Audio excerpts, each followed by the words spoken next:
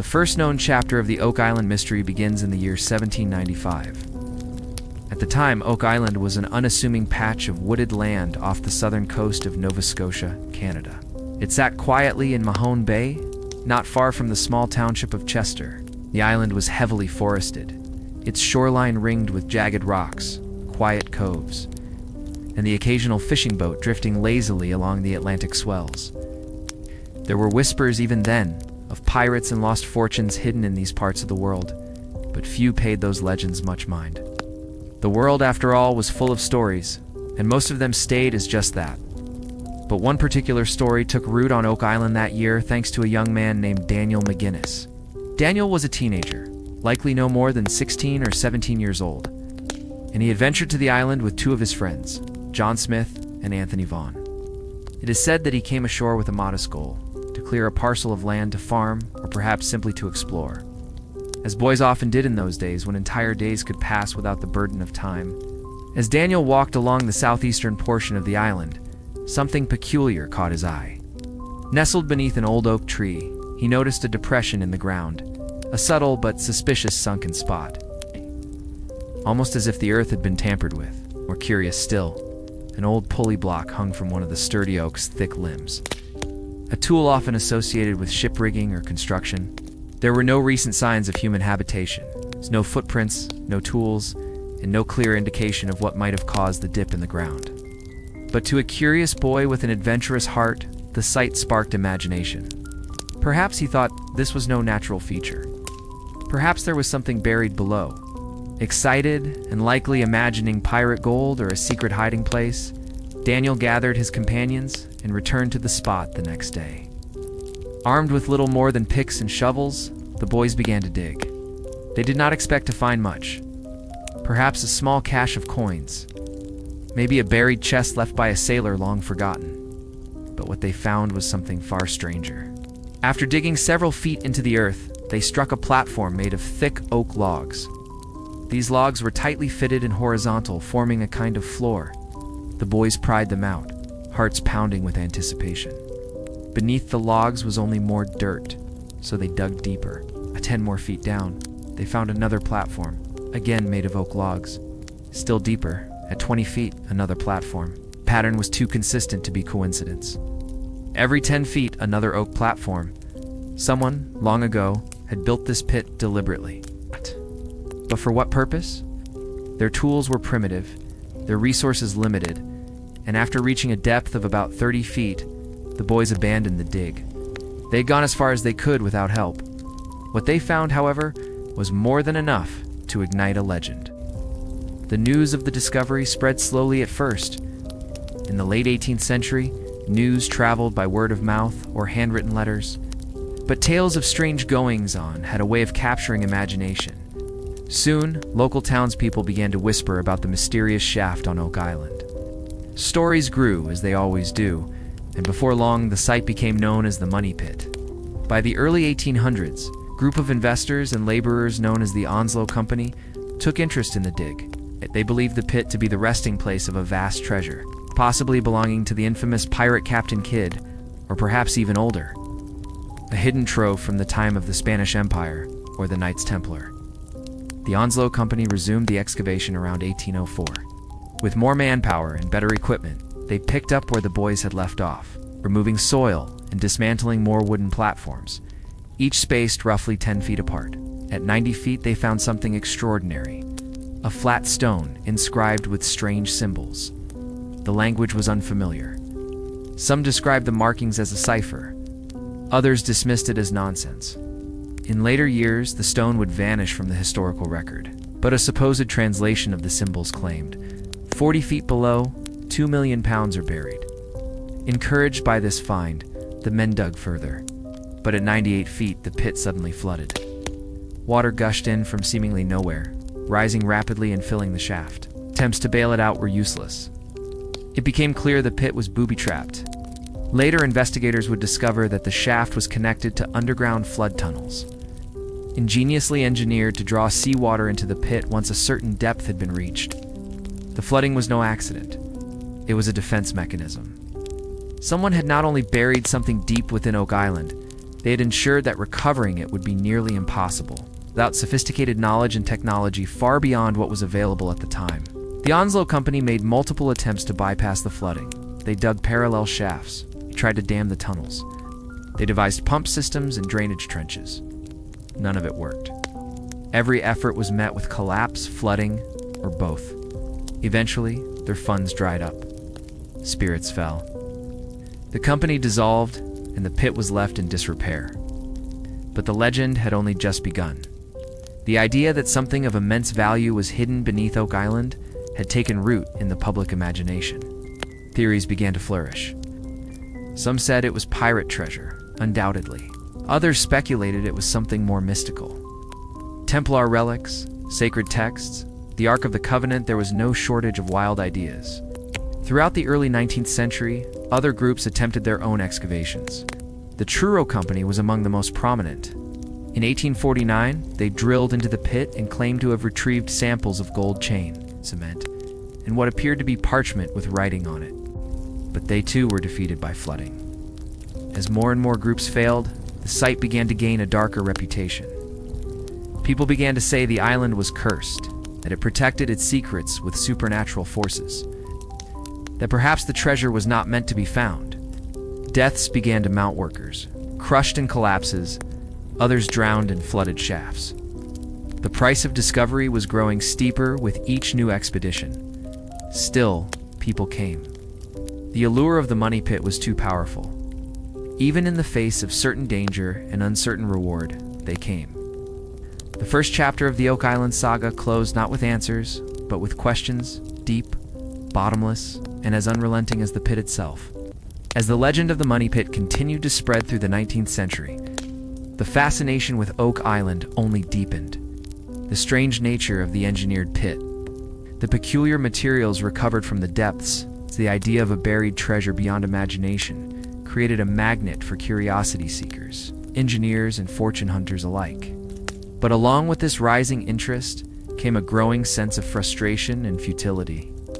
The more that people dug, the less they seemed to understand.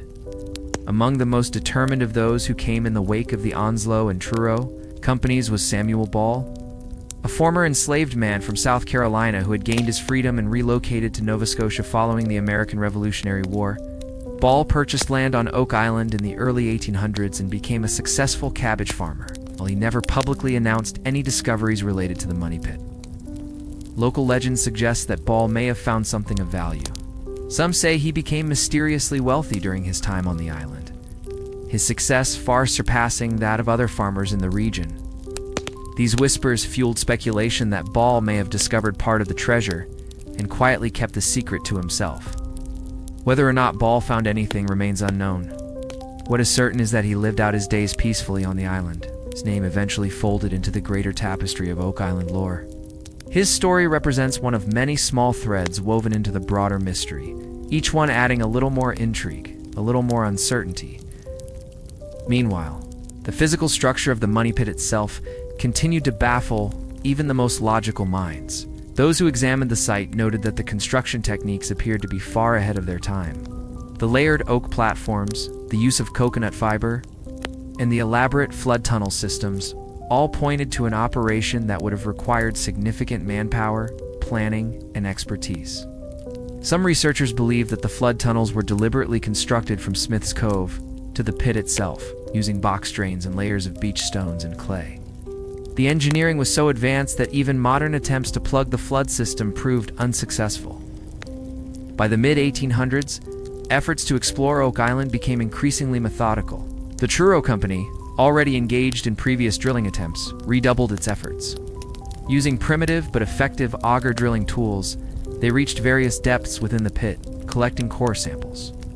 According to some accounts, they retrieved pieces of what appeared to be chain made of gold, segments of cement, and even fragments of parchment inscribed with writing, though the exact contents of this writing were never confirmed. These small discoveries were tantalizing, but inconclusive. To make matters more complicated, the Truro Company encountered the same fate as the Onslow Company. As they attempted to dig deeper and retrieve larger samples, their efforts were foiled by unrelenting floods. Water poured into the pit with a vengeance, as if the island itself were resisting further intrusion. Some speculated that multiple flood tunnels existed, each carefully hidden and interlinked, forming a complex trap that could not be easily bypassed.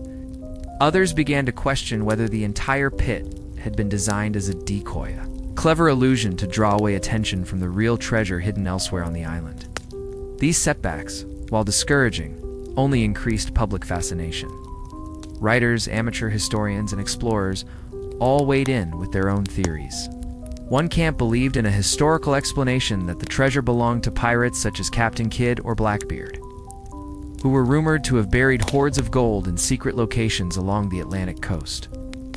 Others veered toward more esoteric ideas, that the Knights Templar had hidden sacred relics, such as the Holy Grail or the Ark of the Covenant, to protect them from destruction. A few even suggested that Francis Bacon had buried early drafts of Shakespeare's plays on the island, supported by supposed ciphers and codes found in Elizabethan texts. These theories, while dramatic, often lacked hard evidence, yet that did not deter future treasure hunters. In fact, each new theory seemed to breathe fresh life into the mystery. Publications began printing stories about Oak Island, turning it into a source of fascination for readers across North America and Europe. The island, once quiet and unremarkable, was now becoming world-famous. As new teams arrived to explore, they often built on the work of their predecessors. Shafts and tunnels crisscrossed beneath the island's surface. Diagrams were drawn and redrawn, each claiming to map the precise layout of the pit and its flood tunnels. But the truth remained elusive. Some excavations would strike wood or metal or cement, only to be followed by more soil, more flooding, and more questions. The environmental toll of these excavations also began to show. The island's natural features were altered significantly. Smith's Cove, believed to be the source of the flooding tunnels, was repeatedly dug up, dammed, and rebuilt. Trees were felled, new roads were carved out, and the pit itself became an ever-widening scar in the landscape. For many, Oak Island was no longer a peaceful retreat, but a battlefield of obsession. And yet, despite everything, interest never waned. If anything, it grew. The deeper the mystery became, the more people wanted to solve it. Not just for the gold or the artifacts, but for the satisfaction of unraveling one of history's most enduring riddles. The chapter between 1795 and 1850 thus marked the transformation of Oak Island. From a quiet backwater to an international enigma, the story had moved far beyond the three boys who first dug beneath the oak tree. It had become a tale of ambition and failure, of mystery and obsession. And as the first half of the 19th century came to a close, it was clear that the island had only begun to reveal the depths of its secrets. By the 1850s, Oak Island had evolved into more than just a local curiosity. It had become a magnet for engineers, entrepreneurs, and skeptics alike. As the years passed, successive treasure hunting ventures brought with them a blend of optimism and innovation, as well as frustration and financial ruin. Yet with each failure, the legend only grew stronger. One of the more notable developments during this time was the continued investigation of the island's flood tunnels. These underwater conduits, believed to originate from Smith's Cove, were the most insidious obstacle in the recovery of the presumed treasure. Time and again, as explorers dug into the money pit, these tunnels allowed seawater to rush in and fill the shaft. The engineering behind the trap was remarkable. It was unlike anything seen elsewhere on the continent at the time. Investigators attempted numerous solutions. They tried to seal the tunnels using clay, stones, and even dynamite. They built cofferdams along the cove to try and expose the tunnel entrances. Some even attempted to freeze the surrounding ground in winter to slow the water flow. But nature and the trap always found a way back in. Still, explorers were undeterred. Each attempt brought new bits of information. Some teams recovered fragments of materials that suggested human activity deep underground. There were reports of drilled stones, metal links, and wooden platforms that continued well below the 100-foot mark. These details offered just enough intrigue to justify more digging, more investment, and more hope. In the latter half of the 19th century, various syndicates and private companies took up the task of unearthing the island's secrets. Each group brought their own methods, blueprints, and theories. But they all encountered the same daunting challenges. Tunnels would collapse, equipment would fail, and above all, the ever-present water would win. The pit was deepening in more ways than one, not only in terms of physical excavation, but also in the mystery and legends surrounding it. This was also the era when the mystery of Oak Island began to inspire not just prospectors, but writers and storytellers. Newspaper articles and pamphlets were printed, capturing the imaginations of people far beyond Nova Scotia. For many, Oak Island became symbolic, a riddle wrapped in time, resisting all human efforts to decode it. Among the more enduring tales from this time were the stories of coded messages and supposed maps hinting at treasure. Some claimed to have uncovered documents linking Oak Island to the British monarchy, while others insisted there were links to Masonic orders and secret societies. While none of these claims were ever definitively proven, their existence added a new layer to the growing mythos. Skeptics also found their voice during this time. Some geologists began suggesting that the so-called money pit was a natural sinkhole, its structure exaggerated by those with vested interests. They argued that the oak platforms and other findings could be explained through natural processes or earlier, unrelated activities. Others believed the entire affair had become an elaborate hoax, perpetuated by opportunists and dreamers. Despite the criticism, the believers remained undeterred. For every doubt cast, there was another discovery, another coincidence, another unexplained detail that seemed to renew the quest. The dynamic between belief and doubt became central to Oak Island's story. On one side were the treasure hunters, driven by the thrill of the unknown, the potential for riches, and the romantic idea of solving a centuries-old puzzle. On the other were the critics, who pointed to the mounting evidence of failure and financial ruin. This push and pull only served to deepen the island's mystique. Through it all, Oak Island began to develop its own community of longtime researchers and enthusiasts.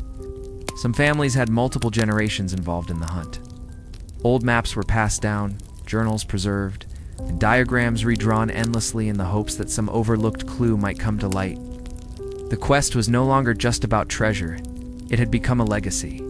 By the close of the 1800s, Oak Island was pocked with dozens of shafts and tunnels, many of which intersected, collapsed, or filled with debris. The land was scarred and battered, a physical representation of the mental and emotional toll the mystery had taken on its seekers. And yet, the sense of wonder persisted. The questions still lingered. Why would someone go to such elaborate lengths to bury something so deeply and protect it so thoroughly unless it was truly valuable? That lingering thought, that hint of buried truth, kept the story alive, compelled each new generation to look at the island and think, maybe I'll be the one to solve it. As the 19th century drew to a close, Oak Island remained as enigmatic as ever. Despite decades of digging, theorizing, and near-obsessive searching, no definitive treasure had been found. Yet those who had come and gone left behind a legacy of intrigue, documentation, and hard-earned knowledge that would shape the future of exploration on the island. One of the most persistent challenges remained the flooding of the pit. By this time, it was well understood that a complex system of flood tunnels existed, most likely constructed intentionally to protect whatever lay at the bottom. The design of these tunnels, presumed to stem from Smith's Cove, featured a series of finger drains packed with coconut fiber and eelgrass to act as filtration. Such an intricate construction suggested that whoever had built it possessed not only resources and manpower, but a high degree of engineering knowledge. The use of non-native materials like coconut fiber continued to puzzle researchers. Where had it come from? Who would have had access to it in this remote part of Nova Scotia during the 17th or 18th century? Such questions only served to deepen the mystery. Some theorized that the material had been imported by early European explorers or pirates, while others believed it was the work of secret societies with access to global networks. Further exploration of Smith's Cove revealed more anomalies. Teams uncovered what appeared to be wooden box drains laid out in a radial pattern, intentionally designed to capture and redirect seawater. Trenches and layers of clay were also found, acting as part of the filtration system. These discoveries were not only impressive feats of construction, but also a clear indication of the lengths to which someone had gone to ensure the money pit remained inaccessible. It was also around this time that the island began to see more scientific approaches to its mystery. Surveyors and geologists began to play a larger role. They took measurements, analyzed soil samples, and reviewed the topography of the island. Some proposed alternate explanations, including natural sinkholes and glacial formations. While others confirmed that many of the island's anomalies could only be explained by human intervention, competing voices of science and legend created a strange harmony. On one hand, there were rational attempts to understand the island's peculiarities through measurable data. On the other, there was a romanticism tied to the notion of hidden history. Long-lost civilizations and sacred relics buried in the earth. Perhaps one of the most compelling reasons Oak Island remained so captivating was that it existed at the intersection of both worlds. It was a place where history met folklore, where hard facts ran headlong into speculation, and where every unanswered question seemed to invite 10 more. Over the decades, dozens of companies would rise and fall trying to solve the mystery. Financial backers would come with dreams of fortune, and many would leave in ruin.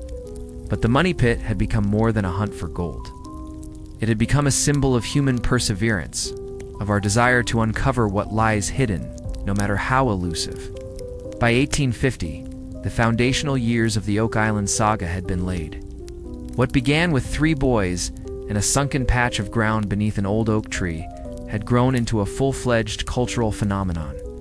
Engineers, farmers, businessmen, and adventurers had all played their parts. Each had left behind a small chapter in a much larger story. Still, the island waited. Beneath its surface, the answers remained sealed, silent, patient, and stubborn. Whatever secrets were buried on Oak Island, they had not yet seen the light of day. But the stage had been set for the modern era of treasure hunting to take shape. As the torch passed into the hands of new explorers, the lessons of the past remained etched into the soil. That discovery required more than tools and treasure maps, demanded patience, sacrifice, and above all, belief. The first chapter of Oak Island's story closed not with a triumphant find or definitive proof, but with a whisper, a quiet suggestion that something extraordinary still lay hidden beneath the earth. And so, the mystery endured, as eternal and unyielding as the Atlantic tides that lapped against the island's shores.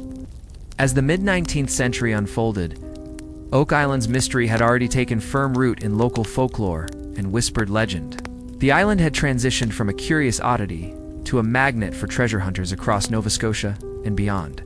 The curious pit at its center, known now in almost reverent tones as the Money Pit, had thwarted every attempt at excavation.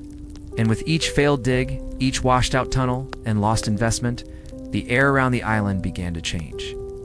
The optimism of discovery gave way to something darker, an invisible weight pressing down upon the soil and the men who dared to disturb it.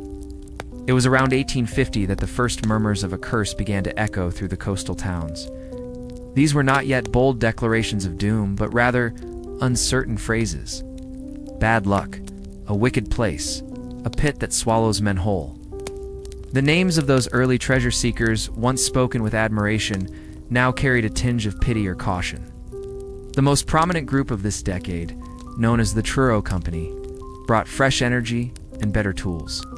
They arrived with steam-powered pumps and modern boring rigs, equipment far superior to what the Onslow Company had decades earlier. Their plan was systematic and grounded in confidence.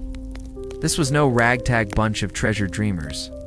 These were engineers, landowners, and businessmen who believed the key to the mystery lay in precision and persistence. They began by re-excavating the original Money Pit, but found it dangerously unstable. Water infiltrated the shaft at the same familiar depth, a cold, unstoppable surge that seemed to rise from the earth itself. Their pumps were more powerful, but even those machines proved no match for the cleverly designed flood system buried beneath the island's surface. The deeper they dug, the more the water came. And yet the Truro men pushed onward. They deployed a new technique, drilling core samples downward through the flooded pit. Their hollow drill, mounted on a platform and manned around the clock, extracted soil and fragments from depths over 100 feet. The samples were odd. One contained traces of cement. Another pulled up what appeared to be oak wood and layers of soft clay. But it was the sample at approximately 154 feet that truly electrified the dig team. The drill brought up pieces of what they believed was parchment, fragile, darkened with age, and inscribed with microscopic writing. Alongside it were shards of what seemed to be gold chain links, embedded in a strange cement-like substance. Though small, these fragments were the first tangible evidence of something man-made, something hidden, perhaps even valuable, waiting far below. Theories exploded once more. Had the drill pierced a hidden vault? Was there a stone chamber filled with treasure, sealed in concrete and buried deep beyond reach? Hope reignited, if only for a while. But the sea, ever faithful to its defense of Oak Island, responded in kind. The pit collapsed. Not only did the central shaft fail, but surrounding tunnels gave way as well. Water rushed in from multiple directions, erasing weeks of progress in mere hours. The heavy machinery groaned under the strain, and exhausted workers were forced to retreat. Some fell ill from gas exposure. Others were injured during the collapse. None would find what they had come for. It was during this time that stories of spectral visions and bad omens began to circulate among laborers. Workers swore they saw strange lights over the trees at night, flickering glows with no source. Tools vanished, only to reappear in different locations. A wooden beam fell from the pulley system without warning, injuring a crewman who swore he heard a whisper just before it hit. One foreman, according to letters from the time, refused to return to the island, calling it a place cursed by old devils. Superstition grew as failure mounted, and then came death. One cold October morning, a man named Maynard Kaiser was working on a recovery platform when a rope snapped, fell into the pit, helpless and drowned, before he could be reached. His death was sudden and brutal, and it would not be the last. With each tragedy, the tale of the island's curse spread further. It was said in hushed tones that 7 must die before the treasure would reveal itself. No one knew where this figure came from. No written record confirmed it. Yet the number echoed eerily through every account, passed from dig site to pub, from journals to newsprint, and still they came. By the end of the 1860s, 2 more companies had formed and dissolved. The failure rate was staggering. No one had surpassed the original 90 to 100-foot depth without flooding or collapse. The engineering complexity of the island's traps continued to astound even the most learned geologists of the era. Some tried to tunnel horizontally from other parts of the island. Others attempted to block the flood tunnels at Smith's Cove, filling trenches with clay and rock. A few even suggested detonating charges underground to collapse the mystery vault and retrieve the treasure once it was buried closer to the surface. Ow. But such plans were deemed too dangerous. The pit had become a paradox. The deeper one dug, the farther the goal seemed to slip away. It mocked logic, resisted force. It punished ambition. At night, when the generators were quiet and the lanterns dimmed, men lay in their bunks staring at the beams above, listening to the faint trickle of seawater moving through the earth. Some swore they heard voices beneath the soil. Others said it was the island itself, breathing. It was during these years that Oak Island's identity shifted in the public imagination. It was no longer just a mystery. It had become a test, a living trial of man's endurance, will, and belief. What's only just beginning. As the 1870s dawned, Oak Island stood as a quiet monument to failed ambition and costly obsession. The trees had been thinned, the shoreline scarred, and the money pits surrounded by makeshift structures, equipment remnants, and collapsed shafts. What had once been a natural wooded island was now the graveyard of engineering plans, abandoned machinery, and dreams. But while some companies folded and investors walked away with heavy losses, others were just getting started. The mystery of Oak Island had taken firm hold of the public imagination, and for every man who left in defeat, there was another ready to take his place. One of the key expeditions of this era was led by a group of businessmen and engineers who formed the Oak Island Association in the early mid-1860s. They hoped to resume work on the money pit with improved drilling equipment and more capital. Learning from the failures of the Truro Company, they planned to construct more stable tunnels and increase pumping capabilities. However, their ambition would be met with all too familiar obstacles. Shortly after breaking ground, the workers began experiencing erratic collapses. The main shaft began to give way under its own weight, and a secondary tunnel, designed to skirt the flooded areas, intersected with a natural cavern filled with water.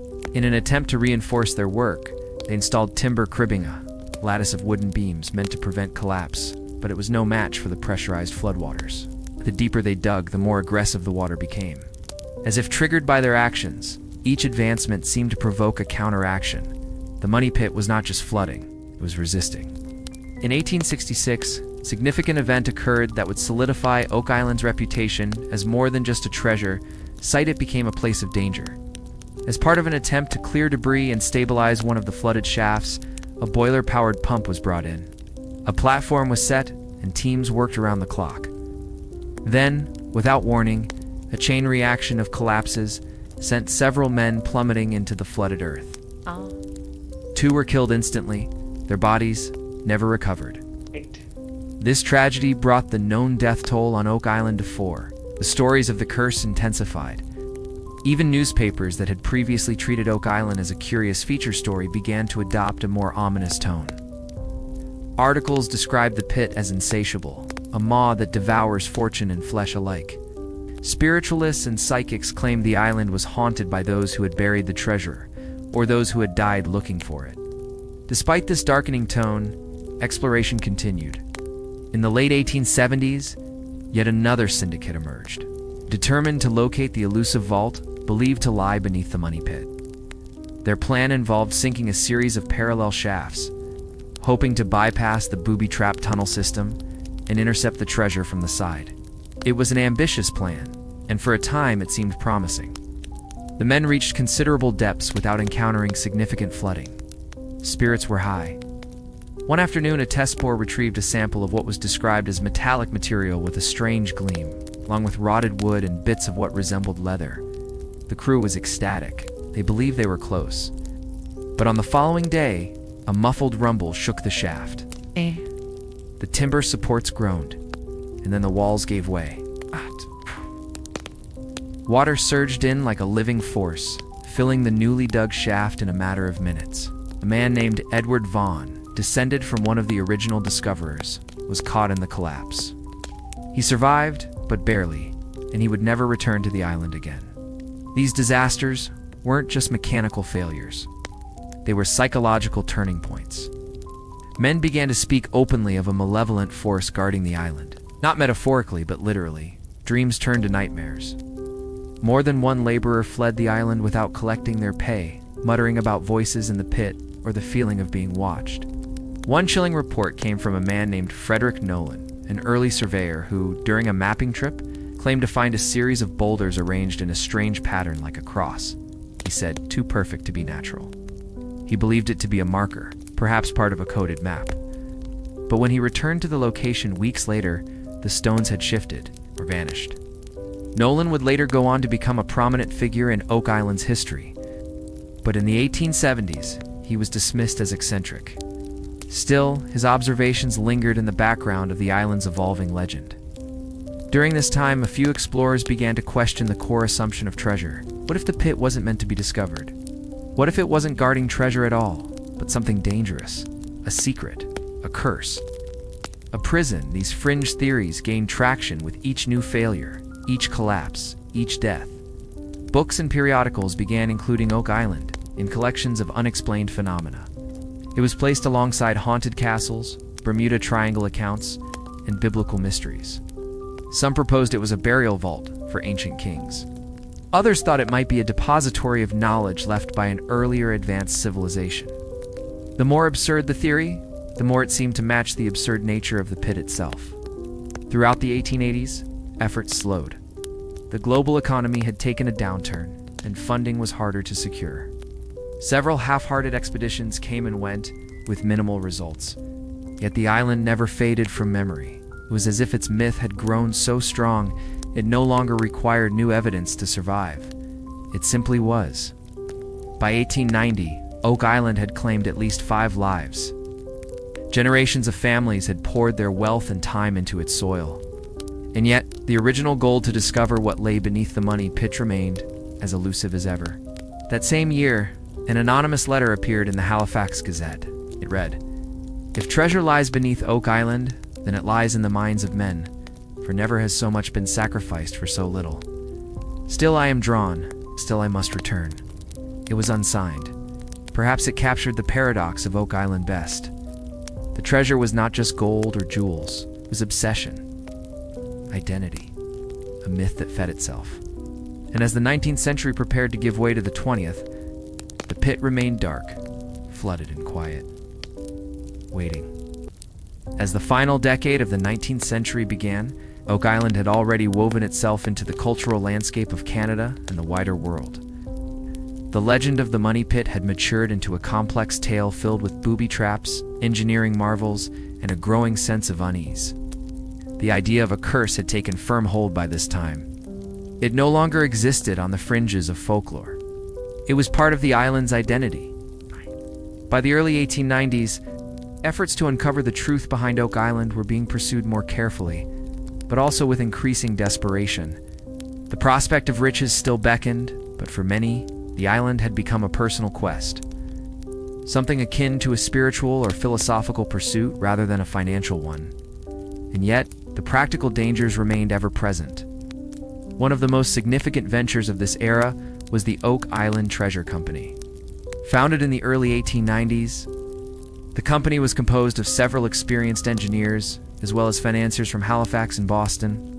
The group had learned from the mistakes of previous expeditions and was determined to make a final, scientifically grounded push to reach the treasure chamber. Their first course of action was to resurvey the island using the best available techniques of the time. They examined older shaft locations, mapped out the various attempts made since 1795, and compiled a surprisingly comprehensive engineering history of the Money Pit area. With this foundation, they set out to drill a new series of boreholes, carefully spaced and meticulously documented. At depths exceeding 150 feet, their team recorded some of the most promising data yet recovered. Samples included cedar wood, soft clay layers, and fragments of what was believed to be Spanish oak, a material often associated with ship construction. More intriguingly, they struck a hollow chamber around 160 feet, echoing previous accounts from the Chapel and Truro companies. One drill passed through what appeared to be a layer of concrete or hard clay, followed by a brief cavity, and then another layer of dense wood. Hope soared. The investors and engineers believed they had struck the protective shell of the long-rumored vault. But just like before, they were met with the island's most reliable weapon: water. The newly drilled boreholes began to collapse almost immediately after reaching the chamber. The surrounding soil, destabilized by previous decades of excavation, could no longer support the heavy equipment. Flooding spread rapidly from shaft to shaft, washing out weeks of progress in hours. 2 crew members narrowly avoided death when a support platform gave way, plunging them into waist-deep water and debris.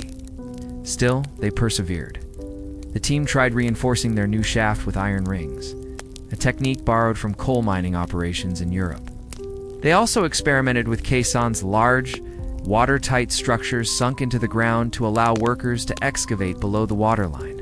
It was an ambitious effort and a significant leap in technical execution compared to earlier digs. For a time, it appeared the caisson system might work. They successfully reached depths below 100 feet and even began lateral excavation toward the suspected vault chamber.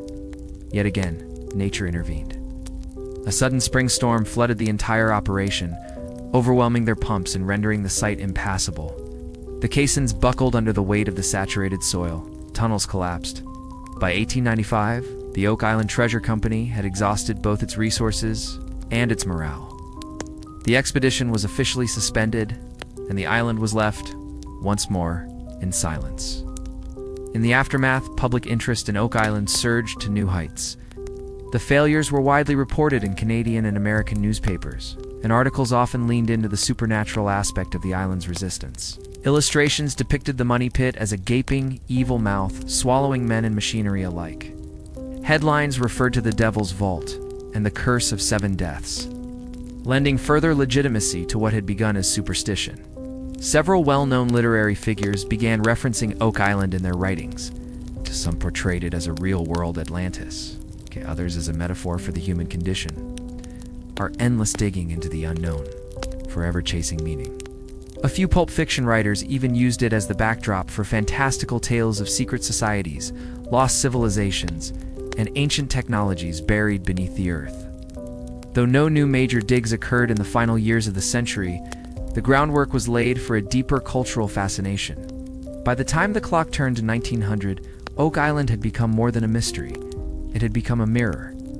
It reflected the ambitions of empire, the limits of human ingenuity, and the darkness that often shadows desire. Men had died there. Fortunes had been lost. And yet it remained a place of pilgrimage. What had begun in 1795, as the curiosity of three young boys, had transformed into a multi-generational saga that defied explanation. The pit was still there. The flood tunnels still waited. And whatever lay beneath Oak Island, be it gold, secrets, or simply a void, was no closer to being found. But no one doubted that more would come. The legend had only just begun. By the end of the 19th century, Oak Island had earned its place as one of the world's most confounding and enduring mysteries. What had started as the idle curiosity of three boys beneath an old oak tree had, over the course of a century, evolved into a legendary pursuit. One marked not by triumph, but by setbacks, sacrifice, and a trail of unanswered questions. As the 1800s came to a close, it was clear that the quest for Oak Island's treasure had already consumed the lifeblood of dozens of expeditions. It had taken lives, drained fortunes, and stubbornly resisted all attempts to pierce its heart. Yet far from diminishing its allure, these failures had only amplified the island's mystique.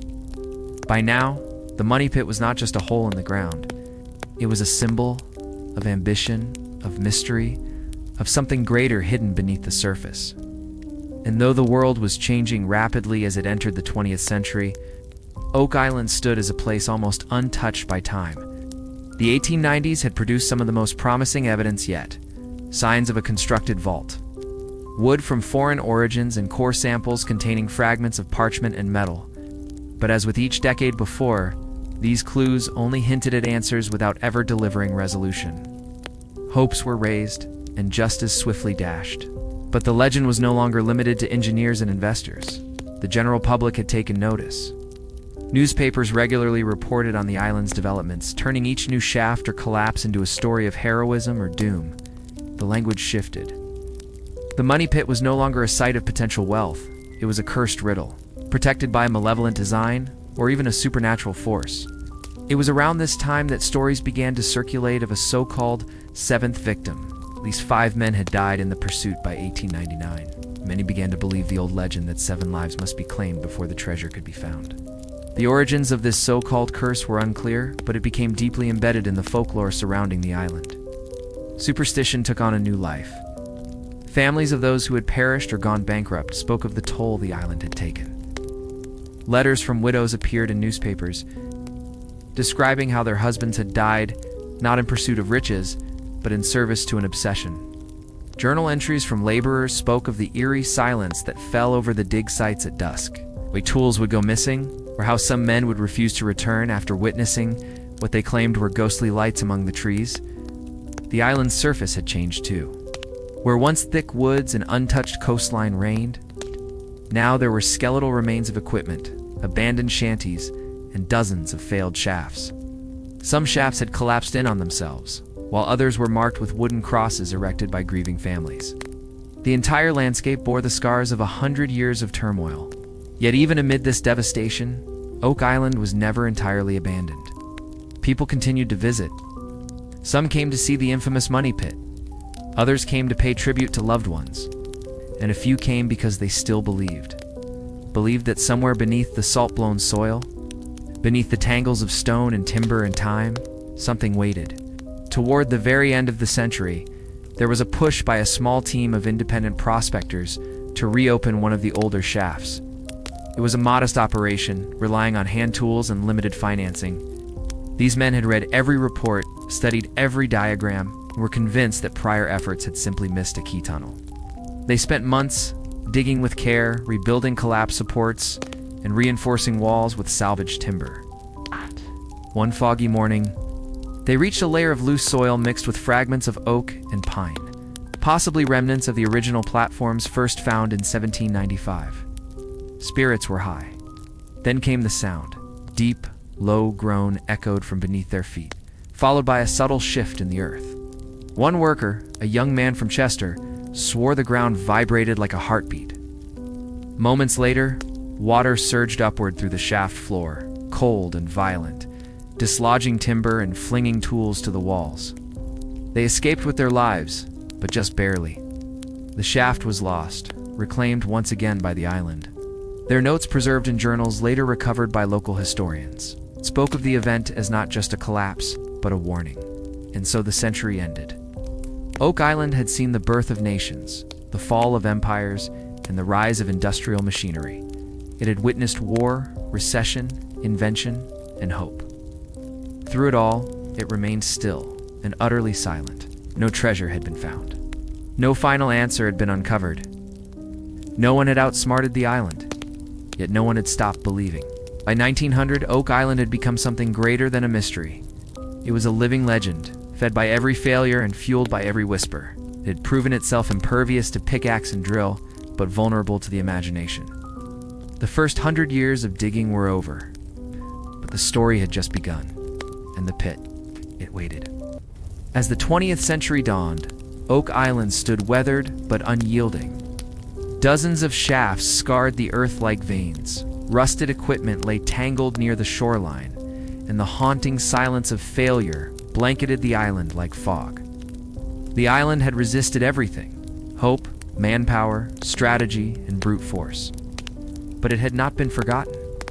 In fact, the new century brought something the 19th could not: innovation. While steam pumps and cribbing had failed in the past, the next wave of treasure hunters believed that modern engineering would finally conquer the money pit. The world was changing. Skyscrapers pierced the sky in New York.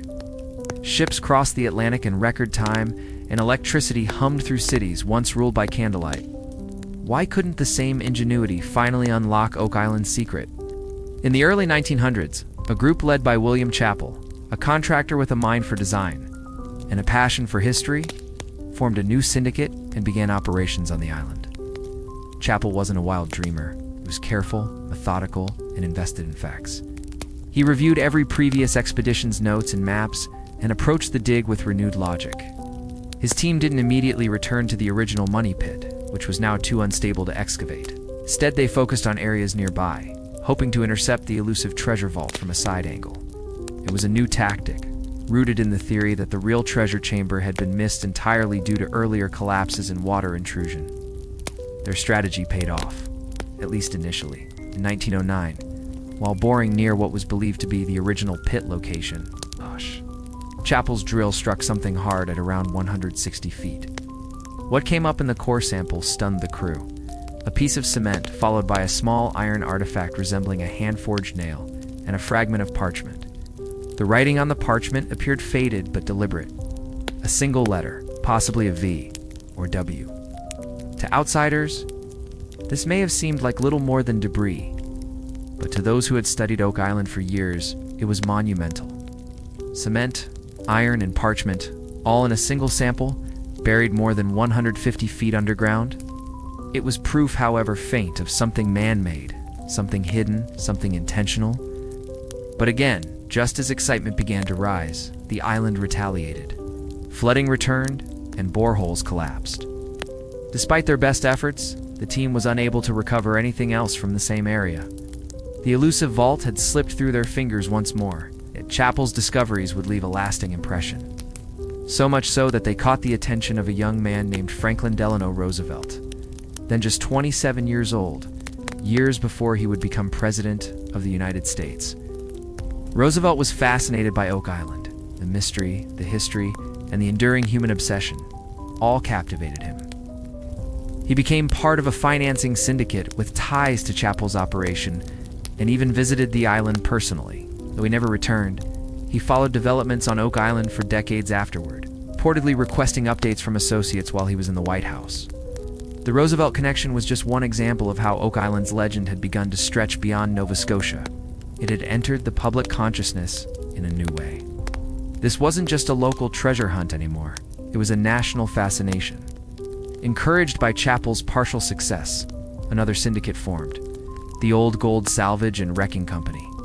This group, too, included Roosevelt and other investors who pooled funds to resume digging. Their method was more aggressive: larger shafts, heavier machinery, and increased use of steam pumps. But Oak Island held firm. As shafts collapsed and financial losses mounted, even Roosevelt's enthusiasm waned. The 1910s passed with little success. World War I shifted global attention, and Oak Island sat mostly dormant for the next decade. But the 1920s brought new life. A man named William Blair formed yet another company, the Oak Island Treasure Company, and resumed boring near the money pit. Blair believed he could improve upon past failures by incorporating updated drill rigs and concrete reinforcements. His team managed to extract samples similar to those recovered in 1909, traces of cement, small wood shavings, and the ever-elusive fragments of parchment they pressed deeper. Then a new mystery emerged. At roughly 170 feet, a drill struck a cavity, a hollow space. As the drill bit descended into it, it made several soft contacts. The team believed it had struck chests, possibly multiple, resting in a sealed stone room. Echo tests and pressure readings suggested an open chamber, roughly 6 feet tall, with hard walls and soft materials stacked within. It was the closest anyone had come to confirming the presence of a vault. But what came next was all too familiar. As workers prepared to widen the borehole and lower a retrieval device, disaster struck. Water began to rise from below, not from Smith's Cove, but from deeper underground. It surged into the borehole and caused a total collapse. The chamber was lost again. Some claimed that the chamber had been deliberately flooded, a second trap set to destroy it if tampered with. Others believed it had already decayed naturally, its contents destroyed by centuries underground. Either way, the opportunity was gone. By the end of the 1920s, Oak Island had seen over a dozen separate companies, dozens of shafts, and hundreds of thousands of dollars spent, and not 1 ounce of treasure had been retrieved. Still they came. The 1930s brought with it the era of deep core drilling and seismic analysis. These technologies, though in their infancy, offered new hope. Teams began using sound wave equipment to measure anomalies underground. While the results were inconclusive, many pointed to areas of unnatural density that could indicate chambers, vaults, or metallic contents. Once again, drills were deployed. Once again, the evidence was promising. A cavity here, a strange metal resonance there. But the pit remained sealed in its stubborn silence. Then came the Great Depression. As financial markets crashed and investment dried up across the globe, Oak Island grew quiet. Work slowed to a crawl, and the mystery returned to sleep beneath the earth. The once bustling campgrounds were empty. Machinery rusted in the salt air. The money pit was filled with nothing but silence and memory. But not everyone had given up. The 1930s, a retired naval engineer named Gilbert Hedden visited the island after reading about it in a magazine. Unlike many who came before, Hedden wasn't seeking adventure or fame. He was a man of logic, and what he read fascinated him. He pored over every diagram and journal he could find. Something about the measurements, the artifacts, and the engineering convinced him the island was hiding something real. He bought land on Oak Island, he purchased equipment, he dug. In 1936, Hedden's team uncovered a stone tunnel running east to west, roughly 100 feet inland from Smith's Cove. It was dry, a rarity, and carefully laid with flat stones. Some believed it could be a feeder tunnel or perhaps a transport route for moving items between shafts. Hedden believed he was on the verge of a breakthrough. But just as before, a collapse followed. The tunnel caved in. Secondary shaft filled with water. Hedden, like so many before, ran out of funds before he could finish his work. Yet his legacy lingered. He had brought methodical engineering back to Oak Island. He had reminded the world that there was still more to be found. And perhaps most importantly, he reignited the obsession for a new generation. As the 1940s arrived and war once again consumed the world's attention, Oak Island returned to its natural state, quiet, forested, and undisturbed. But beneath its soil, the legend remained, intact and patient. By 1950, the island had seen half a century of technological advancement and half a century of failure. The tools had changed. The men had changed. The outcome had not. The money pit remained undefeated. The 1930s brought a new wave of ambition to Oak Island. Despite decades of disappointment and financial ruin, the legend of the money pit remained alive in the hearts of dreamers, engineers, and wealthy investors. The belief that the treasure was real, and perhaps closer than ever to being discovered, fueled yet another chapter in this relentless saga. Among the new generation of seekers was a man named Gilbert Hedden, steel industrialist and former superintendent of public works in New Jersey. He first encountered the Oak Island story in a 1928 edition of the New York Times Magazine. The article recounted the history of the island's mysterious shafts, booby-trapped tunnels, and failed excavations. Hayden, a practical and educated man, was immediately intrigued. He immersed himself in research, collecting every document, map, and article he could find. The more he read, the more obsessed he became. Unlike some who had come before him, Hayden had the financial means to take immediate action. In 1934, he purchased a significant portion of Oak Island and assembled a team to begin a new round of exploration. Hayden's approach was unique for the time. He emphasized planning, documentation, and caution. His team used advanced boring techniques, newly available from mining industries, and began investigating areas adjacent to the original money pit. They also conducted one of the first comprehensive surveys of Smith's Cove, suspecting it still held clues about the ingenious flood tunnel system. What they found was compelling. At Smith's Cove, Hayden's workers uncovered a U-shaped wooden structure buried beneath layers of clay and beach gravel. Carefully excavated, it revealed evidence of purposeful construction. Interlocked timbers, layered platforms, and traces of coconut fiber, once again confirming the presence of non-native materials. These discoveries reinforced the theory that Smith's Cove was indeed the source of the flooding system. Engineered to protect whatever lay deep in the money pit, excited by these findings, Hedden hired divers to investigate underwater passages. Their work, though limited by the technology of the time, confirmed the presence of subterranean channels connecting the sea to the island's interior. This added weight to the belief that the island had been engineered with remarkable sophistication. Hayden also conducted drilling operations, focusing on several promising sites near the money pit. While no treasure was recovered, core samples again revealed oak wood, cemental-like material, and soft metal shavings. The story of a hidden vault beneath the island refused to die. Even more curiously, Hayden found what he believed to be a carved stone with strange symbols etched into its surface. Some theorists connected this stone to the infamous inscribed tablet said to have been found by the Truro Company in the 1800s, which had vanished decades earlier. Although its authenticity was never confirmed, it became yet another thread in the growing tapestry of clues. But as with every expedition before his, Hedden's work was met with obstacles. Heavy rains flooded shafts, equipment failed, funds began to dwindle. Though he had made progress in mapping the island and confirming several earlier discoveries, he was ultimately unable to reach the chamber he believed was real. Still, his efforts were not in vain. He had reignited interest in the mystery and brought new legitimacy to the legend through methodical work and professional documentation. Even as he withdrew from active exploration in 1939, Hayden's influence lingered, and his records would guide future treasure hunters. Not long after Hayden's departure, another figure emerged who would carry the torch forward, a military man and inventor named Frederick Blair.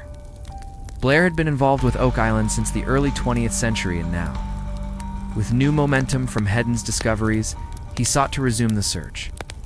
Blair's theory was rooted in the idea that the original money pit had collapsed, and that the actual vault lay offset, protected by a web of tunnels.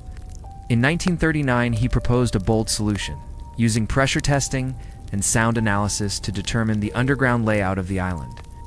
Though rudimentary by modern standards, these methods represented a new era of investigation, one that relied more on science than speculation.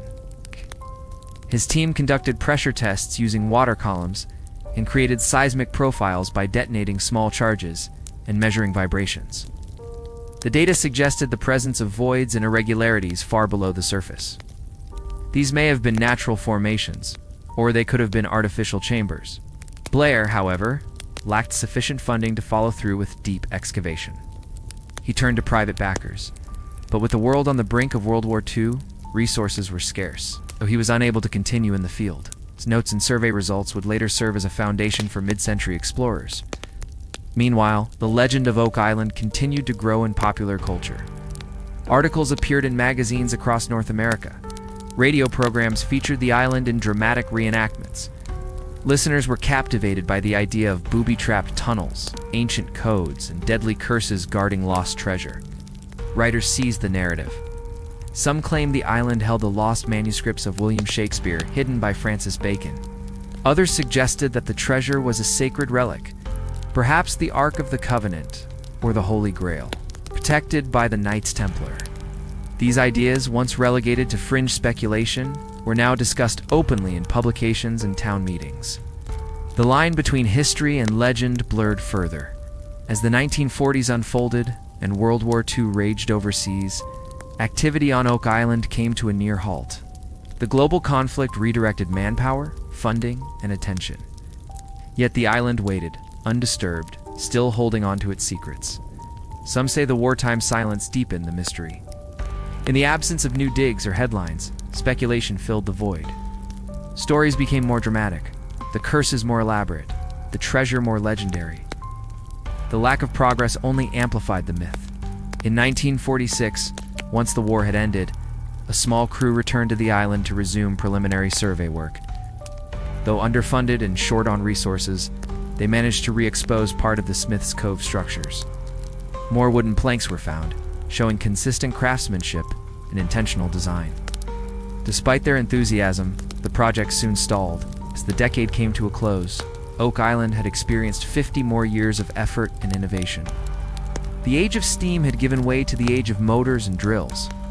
Yet no amount of technology had managed to crack the code. By 1950, the tally stood grim. Over a dozen major excavations, hundreds of workers, tens of thousands of hours, and at least 6 confirmed deaths. No treasure, no vault, no resolution. At what the island lacked in answers, it made up for in something more powerful: endurance. It had become a crucible of human persistence, an arena for the mind and spirit, and a riddle as old as history itself. And still, the pit waited. By the early 1950s, the relentless search for treasure beneath Oak Island had transformed from a scattered romantic pursuit into a full-blown scientific and psychological obsession. The people who now arrived at the island were no longer just thrill-seekers or hopeful dreamers. They were engineers, geologists, surveyors, and former military men, equipped with the best technology of their time and a determination shaped by decades of unresolved mystery. Such man was Edwin Hamilton, a seasoned military engineer with extensive experience in tunneling operations from World War II. Hamilton brought not only technical knowledge, but a reputation for getting results under pressure. In 1950, he arrived on Oak Island with a detailed plan. Believed the earlier digs had failed due to poor mapping and haphazard shaft placements. If the island was going to give up its secrets, it would have to be through methodical precision and modern tools. Hamilton focused on 2 primary goals. 1, to permanently shut off the flood tunnel system. And 2, to isolate and reach the suspected vault chamber. He brought with him equipment for seismic testing, air pressure measurements, and reinforced drilling techniques. The landscape of Oak Island once again began to buzz with the sound of engines and the echo of steel striking stone. His team began by clearing away the debris from previous failed shafts. Dozens of holes marked the island's southern end like a honeycomb sum, long since collapsed, others filled with water or shored up by rotting timber. Hamilton created a new grid system, documenting every known borehole and cross-referencing it with historical diagrams. It was one of the most comprehensive mapping efforts in Oak Island history. He then directed his crew to drill a new series of test shafts around the Money Pit zone. Using precision boreholes and depth gauges, they struck multiple layers of old wood platforms just as previous teams had reported. They also encountered strange anomalies, voids in the earth where nothing should have existed, suggesting either collapsed chambers or long-rotted structures. At approximately 180 feet down, one borehole passed through what felt like soft metal and fibrous material, possibly cloth or paper. Though no definitive artifacts were retrieved, Hamilton's logs noted evidence of man-made objects and probable storage chamber. Unfortunately, as with so many other promising moments in the island's long saga, the borehole began to collapse. Water surged upward, the surrounding soil destabilized, and the drill had to be abandoned. Still, Hamilton remained undeterred. His attention then turned toward Smith's Cove.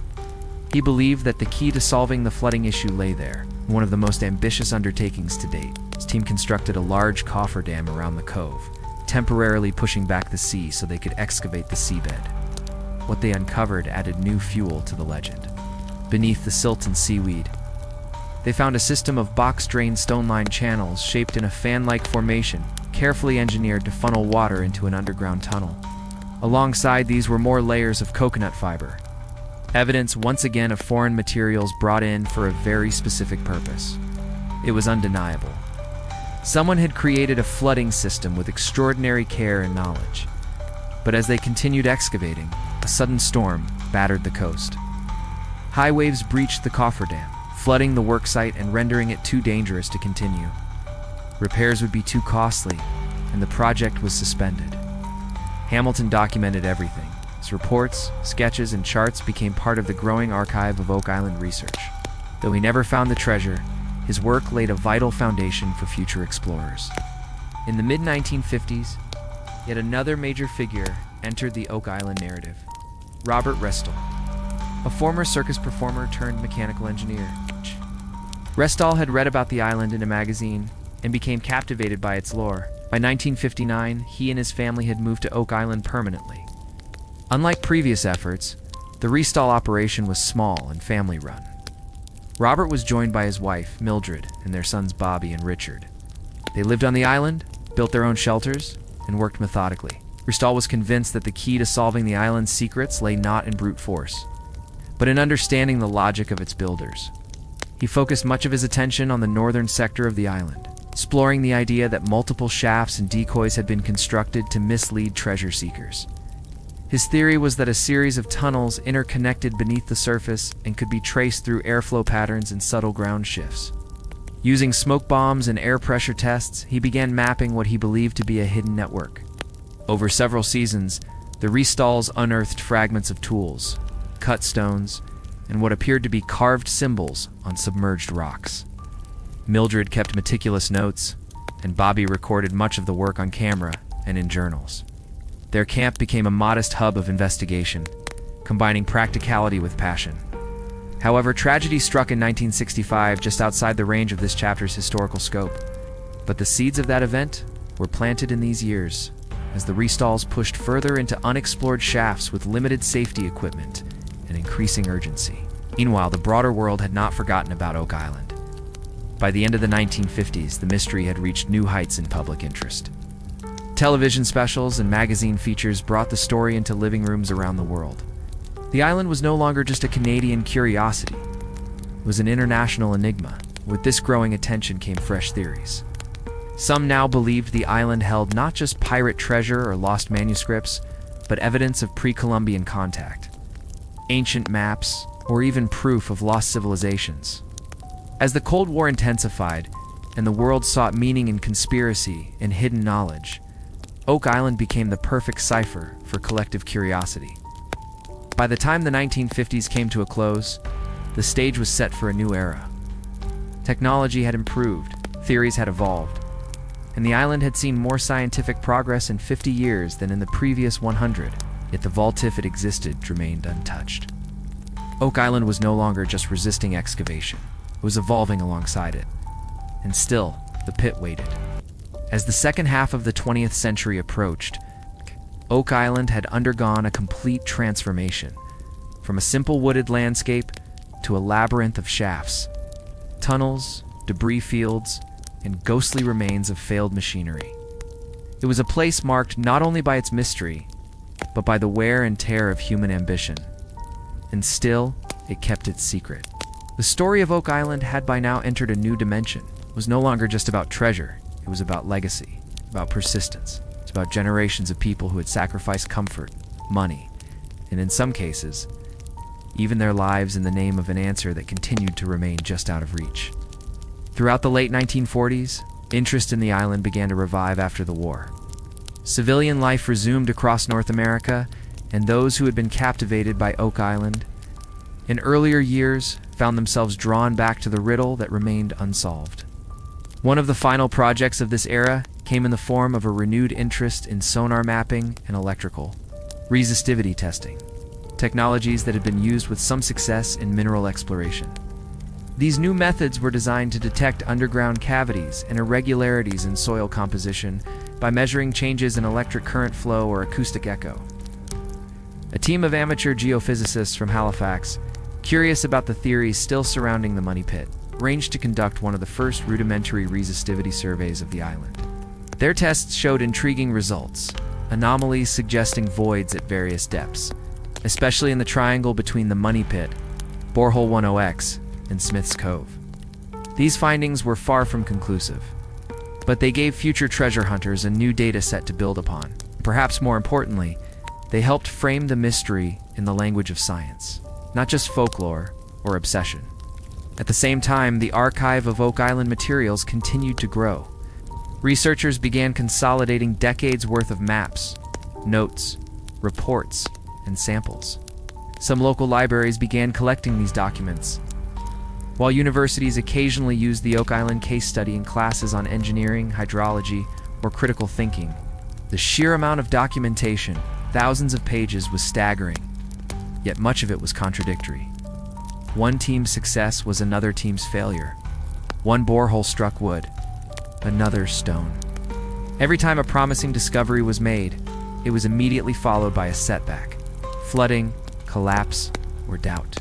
Amid this chaos, a surprising shift occurred. Oak Island became a story passed down within families. There were now second and even third generation diggers, sons following in the footsteps of fathers, inheriting maps, machinery, and notebooks like sacred relics.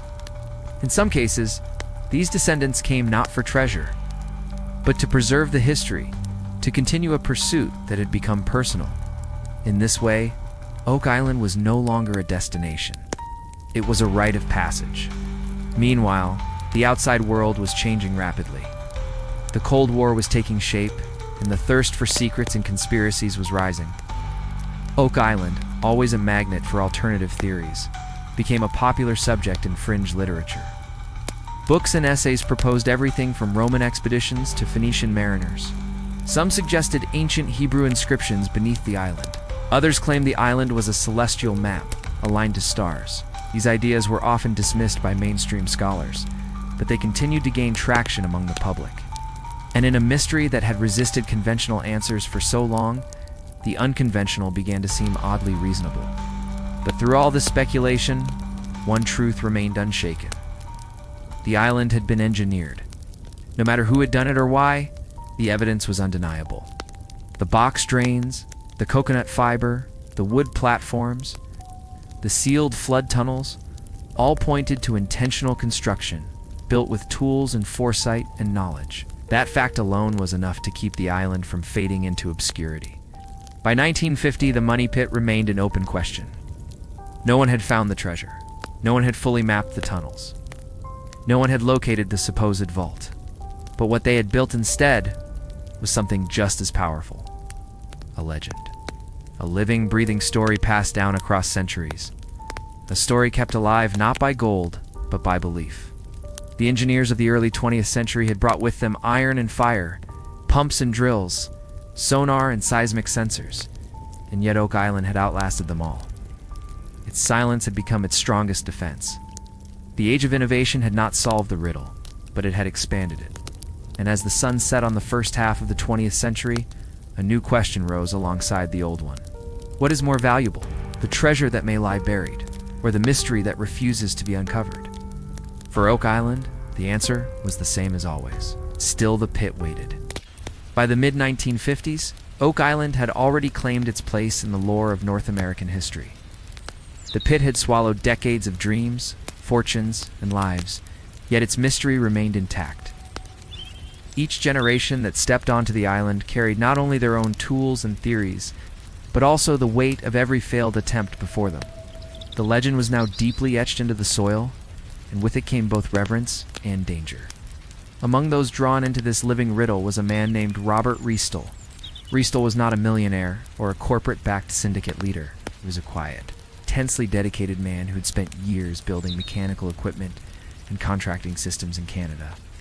By the late 1950s, Riestel had developed a keen interest in the Oak Island mystery and believed that, with focus and precision, he might succeed where others had failed. What made his journey even more compelling was that he was not alone. He brought with him his entire family, his wife Mildred and their sons, Bobby and Richard. Together, the Riestalls took up residence on Oak Island in 1959. Unlike earlier operations, the Riestalls ran a humble, almost ascetic camp. They lived in modest quarters they built themselves and cooked their meals over open fires. Their tools were minimal but efficient, often handcrafted or modified by Robert himself. Their days were spent in laborious exploration, studying old maps, deciphering supposed codes carved into stones, and gradually digging shafts they hoped would connect to the elusive network of tunnels in the fabled vault. Their approach was thoughtful, grounded not in grandeur but in grit. Robert was convinced that the treasure or whatever lay beneath the island had been intentionally misdirected. He believed that the money pit was not the true location of the treasure, but a decoy. His theory proposed that an elaborate network of tunnels had been constructed to divert diggers, and that only by studying airflow patterns and pressure differentials could one determine the real site. To test this, the Riestalls began using rudimentary air pressure tests. They released smoke bombs into shafts to observe where the smoke traveled. When smoke disappeared quickly, or re-emerged from other holes, it suggested the presence of hidden, interconnected tunnels. Though their methods were basic, they were effective at mapping what seemed like a concealed underground web. Over several years, the Riestalls uncovered numerous clues. They discovered layers of timber, hand-cut stones, and even what appeared to be strange symbols etched into rock faces. Mildred kept detailed journals of every find, and Bobby began documenting the dig on film. Their findings, while not definitive proof of treasure, added important pieces to the ever-growing puzzle.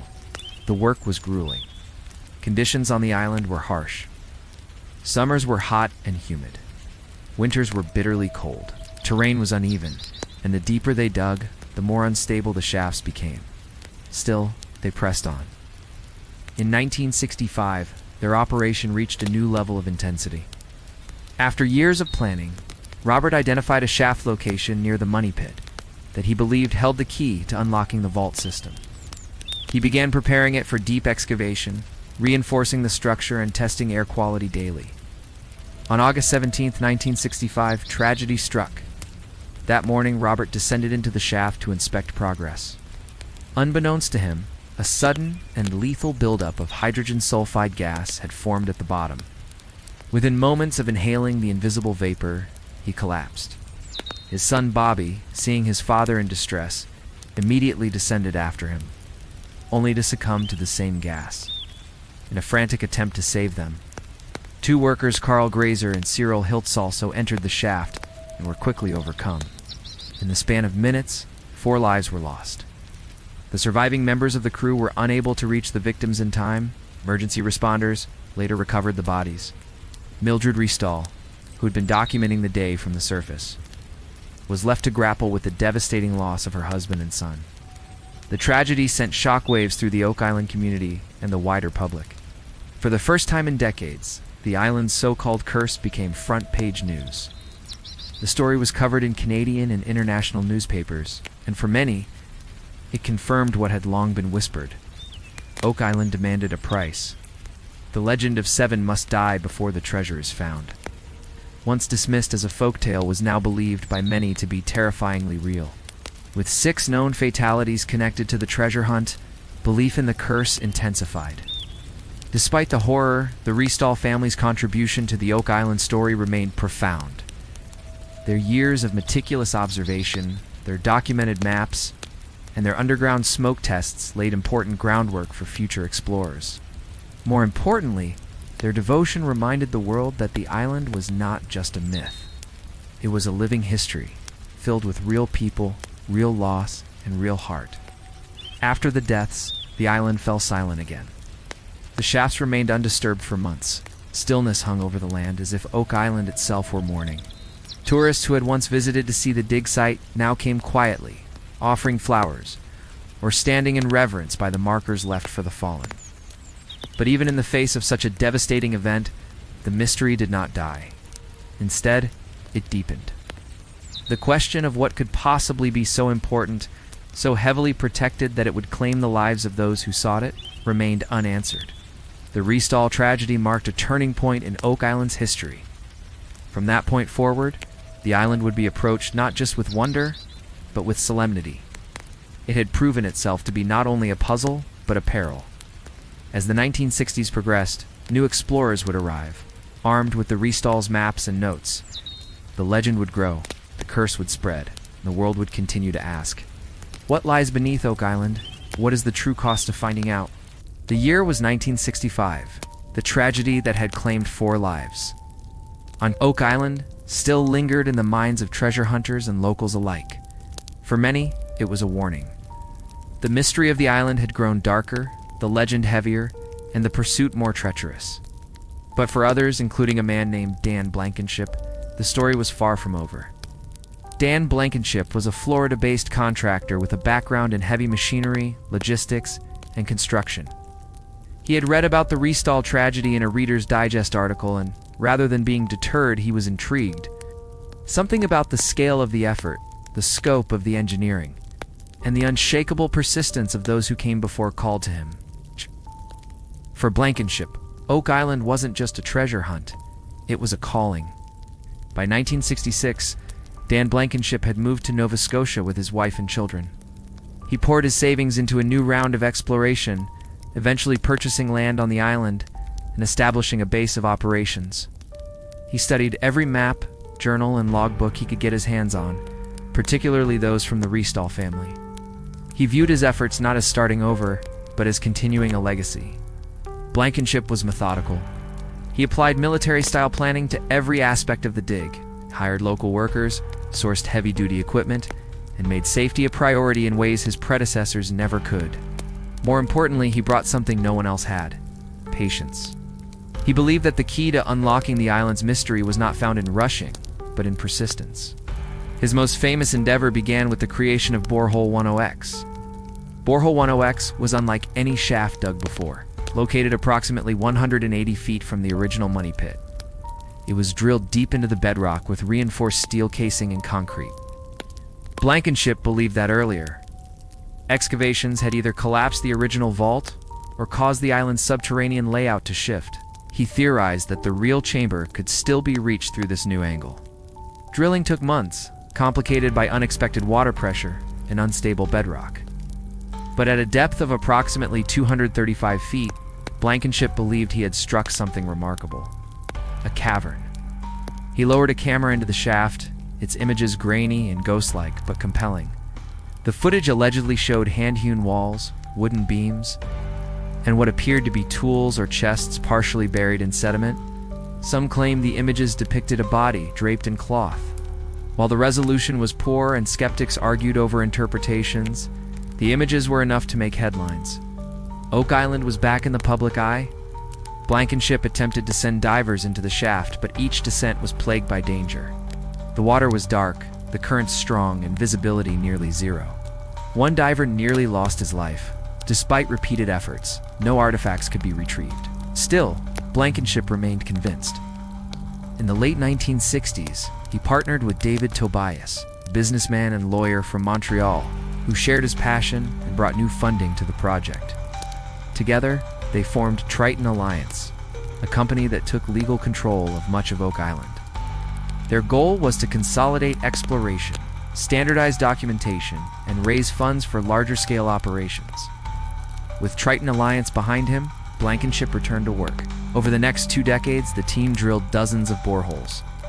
Mapping the underground network in greater detail than ever before, they cataloged wood samples, metal fragments, and reports of underground cavities. Some of the boreholes produced core samples that included bits of porcelain, parchment, and metal.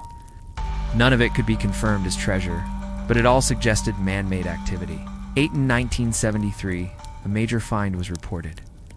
What appeared to be a large, hand-forged iron hinge or bracket retrieved from a borehole near 10X. This, along with a sample of cement-like material found at the same depth, was presented as further evidence of an underground vault. Media outlets covered the discovery, and Oak Island was once again a topic of national conversation. Despite the renewed attention, the work was slow, and the obstacles many. Funding came in waves. Legal battles over land rights and mineral claims interrupted progress. Equipment broke down. Boreholes collapsed. Yet Blankenship never gave up. He lived on Oak Island year-round. His home was humble but functional, filled with maps, core samples, and handwritten logs.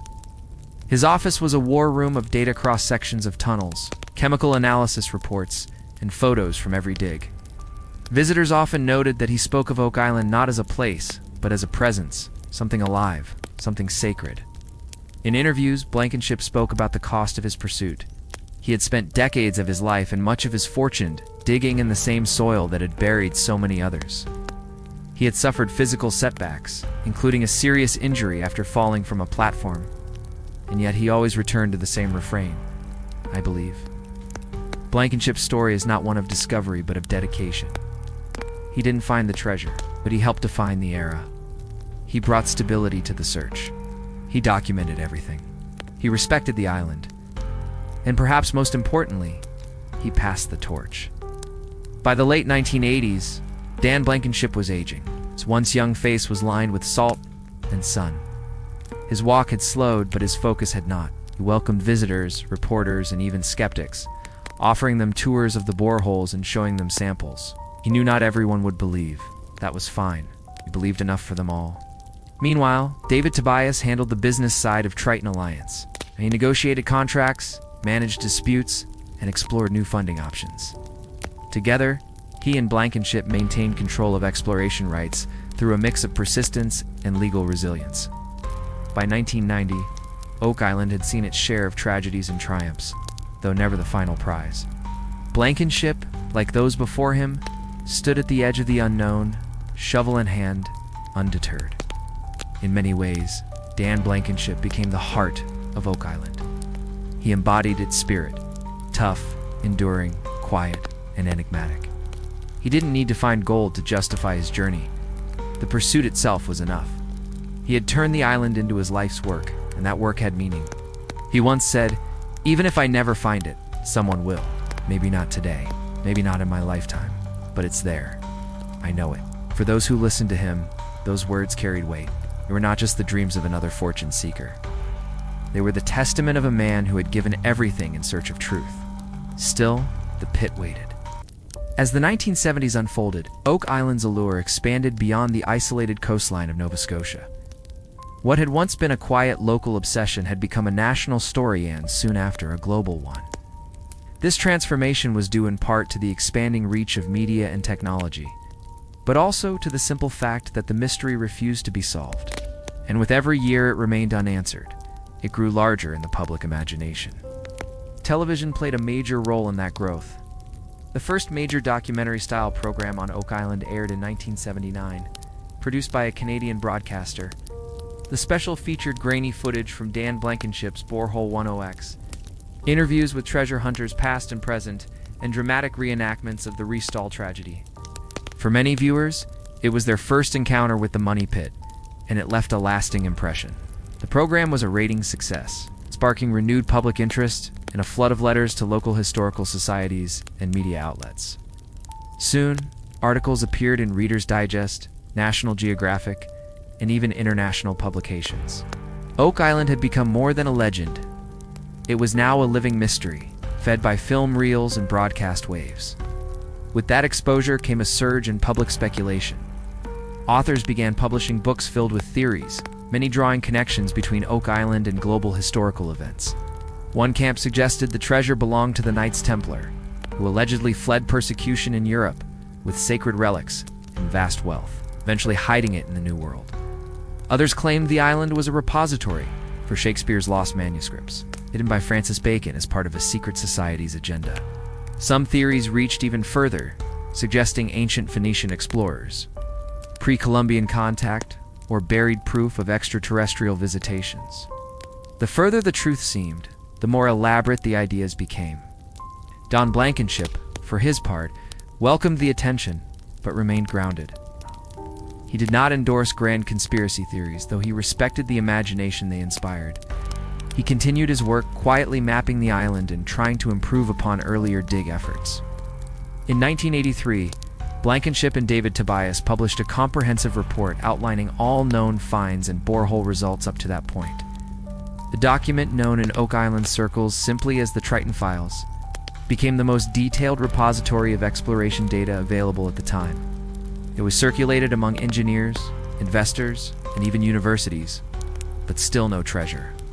Interest from the media didn't always translate into financial support. Several planned excavations in the 1980s were delayed or canceled due to lack of funding. Digging was expensive. Shafts collapsed frequently. Equipment had to be replaced.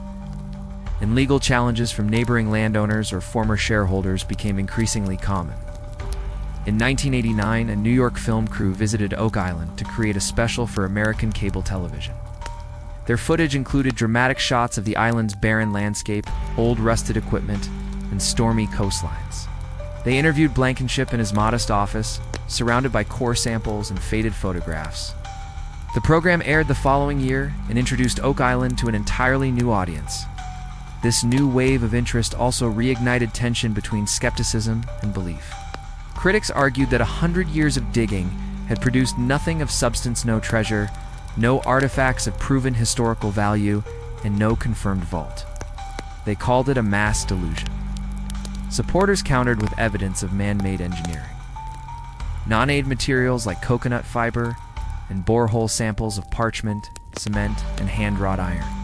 They insisted that these weren't natural coincidences, but deliberate constructs pointing to something important, still hidden underground.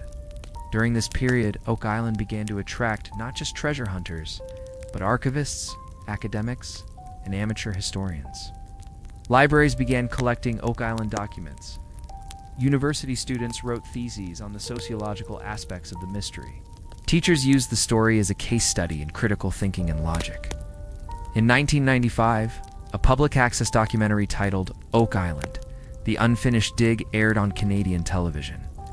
It was slower paced than earlier productions, focusing less on drama and more on historical accuracy. It featured aerial shots of the island, interviews with researchers, and a timeline of key events. One of the documentary's most powerful moments came during a segment with Dan Blankenship. Asked what kept him going after so many years, he responded, "It's not about gold. It's about answers." That quote would appear in multiple publications in the years to come. Summed up what Oak Island had become: a pursuit of meaning, of closure, of understanding something bigger than any single person or object. But time was catching up. By the late 1990s, many of the original diggers were aging or had passed on. Legal control of various sections of the island was increasingly complex. New players emerged, some with fresh ideas, others seeking profit from the growing interest in the mystery. Tensions occasionally arose between the long-standing Triton Alliance and newcomers interested in commercialization. Offers were made for TV rights, book deals, and even theme park-style experiences. Blankenship resisted anything he felt disrespected the seriousness of the work. His vision was simple: solve the mystery, preserve the history, and do it with integrity. And though the heavy digging slowed, research continued. Private archives were scanned. Geological data was reanalyzed with new software. Drone footage was used to map terrain. In many ways, the 1990s were less about digging and more about thinking. Reevaluating past assumptions, revisiting old boreholes, and planning for what would come next. Oak Island had transitioned from an excavation site to a historical institution. It was no longer about one man or one theory. It was about a community of people, spanning generations and borders, dedicated to solving one of the oldest and most haunting mysteries in the Western world. And still, the pit waited. As the final years of the 20th century approached, Oak Island stood as a monument to human obsession. No longer just a place of whispered secrets or bold engineering, it had evolved into a symbol, an enigma that echoed through generations. And by the year 2000, the question remained the same as it had been in 1795. What lies beneath? In the wake of the 1990s media coverage and the rise of the documentary format, the island's story became more accessible than ever before. But this accessibility brought something new: reverence. More than curiosity or greed, those drawn to the island now often spoke of honoring those who came before them. Among these voices were the descendants of Oak Island's most prominent figures. The children and grandchildren of men like Robert Ristall and Dan Blankenship had grown up in the shadow of the mystery. They knew the cost. They had heard the stories not from books or screens, but from family dinner tables and quiet conversations under flickering porch lights. Rick Restell, son of Robert and brother to Bobby, occasionally gave interviews recounting the years he spent on the island before the tragedy. He remembered the hand-dug shafts, the homemade winches, and the endless discussions his father had about tunnel angles and trap designs. For him, the island was not a fantasy, it was a memory. Mildred Restall, Robert's widow, preserved her husband's journals and notes with quiet dignity. She declined most interview requests, preferring to let the records speak for themselves. But in one rare public statement, she said Bob believed it was there. That was enough for him. It's still enough for me. Dan Blankenship, aging but resolute, continued to reside on the island. His body had slowed, but his mind had not. He worked with local historical groups, kept up correspondence with geologists and engineers, and continued exploring leads. He also opened the island to small groups of researchers and documentary crews, providing guided tours and sharing samples from past digs. Even in his later years, Blankenship could be seen walking the trails of Oak Island, pausing to look over old boreholes and adjusting stakes that marked key grid points. It was his cathedral, and he its lifelong caretaker. But beyond personal stories, the mystery deepened in the collective imagination. By the end of the century, the legend of Oak Island had evolved into something bigger than any one treasure. It had become a modern myth, a story not just about gold or secrets, but about the human spirit, the perseverance, the wonder, the refusal to let go of a question, even when every rational mind would suggest otherwise. The so-called curse of Oak Island now seemed as much metaphor as menace. 7 must die before the treasure is found, the legend claimed, and as of the year 2000, 6 men had. Some interpreted this as a dire omen. Others saw it as symbolic, representing the ultimate sacrifice demanded by the search for truth. Yet not all consequences were fatal. Many who worked on the island spoke of sleepless nights, of dreams haunted by tunnels, maps, and water traps. Some suffered financial losses, investing all they had into expeditions that ended in silence. Others strained family ties, their obsession with the island pulling them away from home, from comfort, from stability. But for every hardship, there was also meaning. Families bonded over the legend. Fathers and sons camped beneath the stars, listening to the waves slap against the shore as they speculated about buried ships or secret societies. School children wrote essays about the coconut fiber. Elderly locals told tales in pubs about the time they helped dig shaft number 6 or saw smoke rise from the money pit. Oak Island had become part of the cultural fabric of Nova Scotia and beyond. In 1999, a time capsule of sorts was buried near the original money pit site. Organized by a group of researchers and locals, it contained documents, photos, predictions, and letters from descendants of past explorers. The idea was that one day, perhaps 100 years in the future, a new generation would open it and understand the weight of the journey. It was a quiet gesture. No cameras, no fanfare. Just a handful of people standing beneath a gray sky, sealing a box of memories beneath the earth that had resisted them for over 2 centuries. As the clock ticked into the year 2000, Oak Island was quiet. No major digs were underway, no new discoveries had made headlines, but the silence was not defeat. It was anticipation. The mystery had not been solved, but it had not been abandoned either, and for many, that was enough. Blankenship once told a reporter, "I think it's not the treasure that keeps people coming. It's the chase. The dream that something incredible might still be found. That's what keeps it alive." And alive, it remained. By the dawn of the new millennium, Oak Island stood untouched by modern convenience. It had no paved roads, no glowing signs, no tourist shops, just dirt, water, stone, and memory. And somewhere beneath it all, the truth still slept. As the world stepped into a new millennium, Oak Island stood still.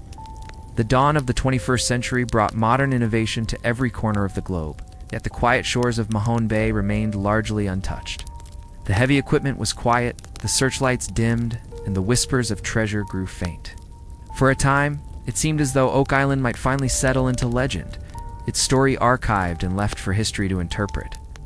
But mysteries have a strange way of drawing back those who once dreamed of solving them. And Oak Island was no ordinary mystery. In Michigan, two brothers Rick and Marty Logano were quietly carrying that dream.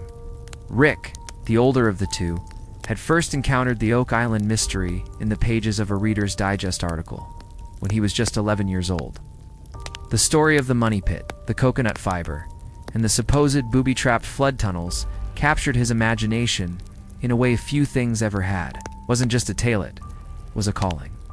Marty, a successful businessman and energy entrepreneur, didn't share Rick's obsession at first.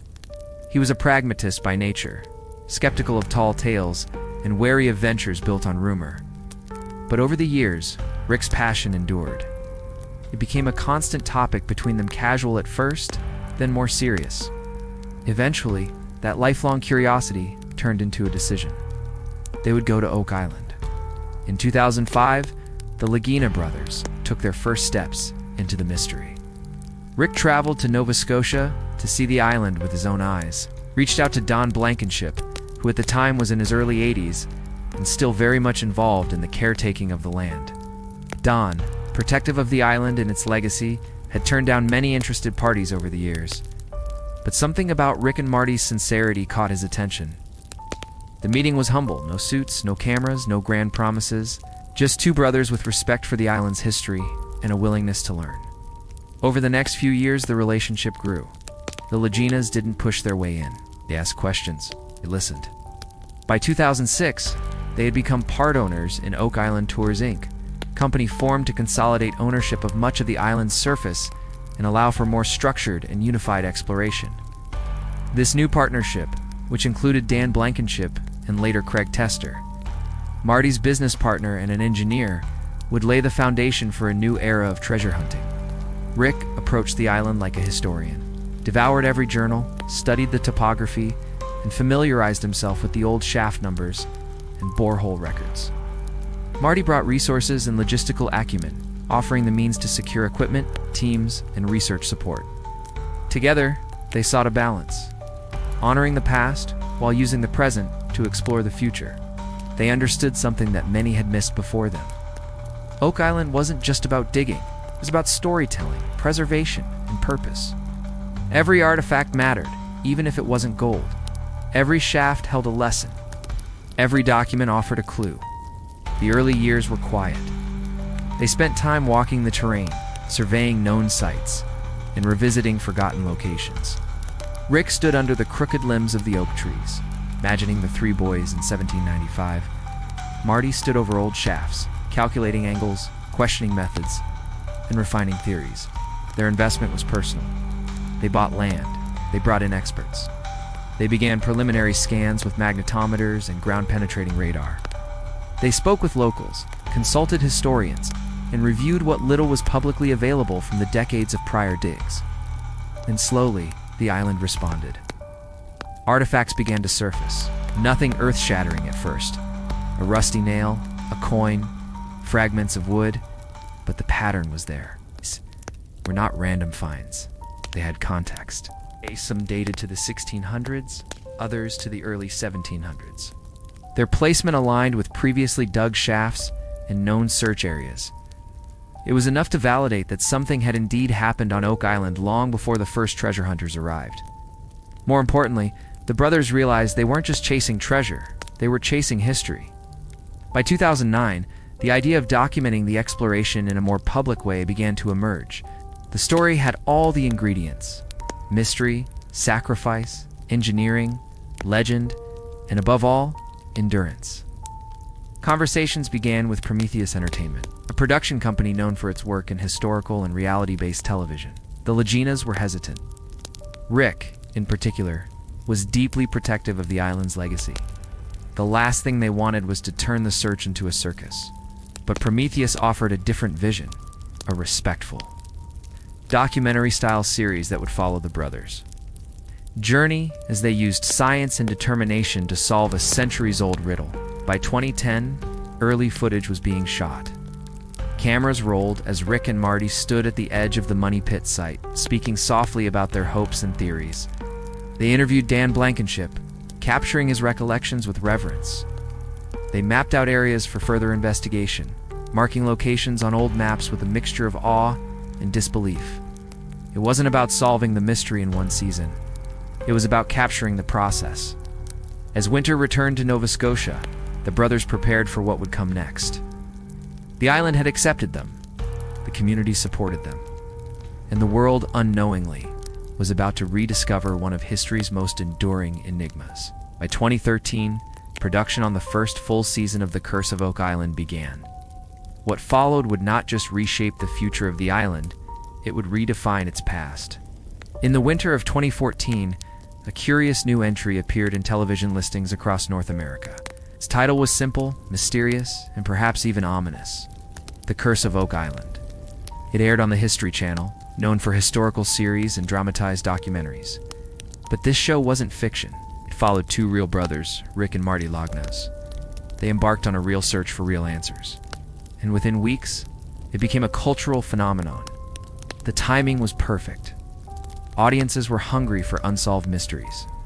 Shows like Ancient Aliens, Pawn Stars, and Mr. Request had already proven that viewers craved stories rooted in the past, especially ones with intrigue, danger, and the promise of revelation.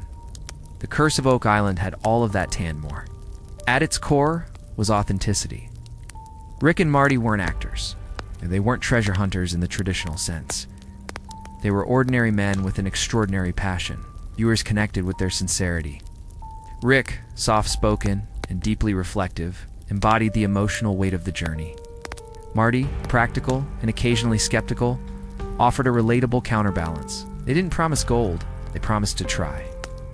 The first season was modest in scale but rich in tone. It introduced the island's history to a new generation. The tale of the three boys in 1795. The coconut fiber mystery, the Restall tragedy, the 10X shaft, and Don Blankenship's lifelong dedication. It also chronicled the formation of Oak Island Tours Inc., giving viewers an inside look at the challenges of coordinating legal rights, permits, and land access. From the beginning, the show blended documentary footage with personal storytelling. Interviews were conducted at dig sites, in local museums, and around dinner tables. Archival images were paired with dramatic reenactments. Graphics illustrated tunnel systems, borehole patterns, and historical timelines. The result was a seamless blend of history and humanity. But what truly set the show apart were its cast members, the search team that became like family. Dan Blankenship, then in his late 80s, was a guiding figure. He appeared in early episodes, sharing stories of past digs and encouraging the Laginas with quiet pride. Charles Barkhouse, a historian and island guide, served as a bridge between the old records and the new technology. Craig Tester, Marty's longtime business partner and a trained engineer, brought logic and precision to every decision. Gary Drayton quickly became a fan favorite, metal detecting expert from the UK. Drayton patrolled the beaches and forests with enthusiasm, often exclaiming his signature line, "Top pocket find."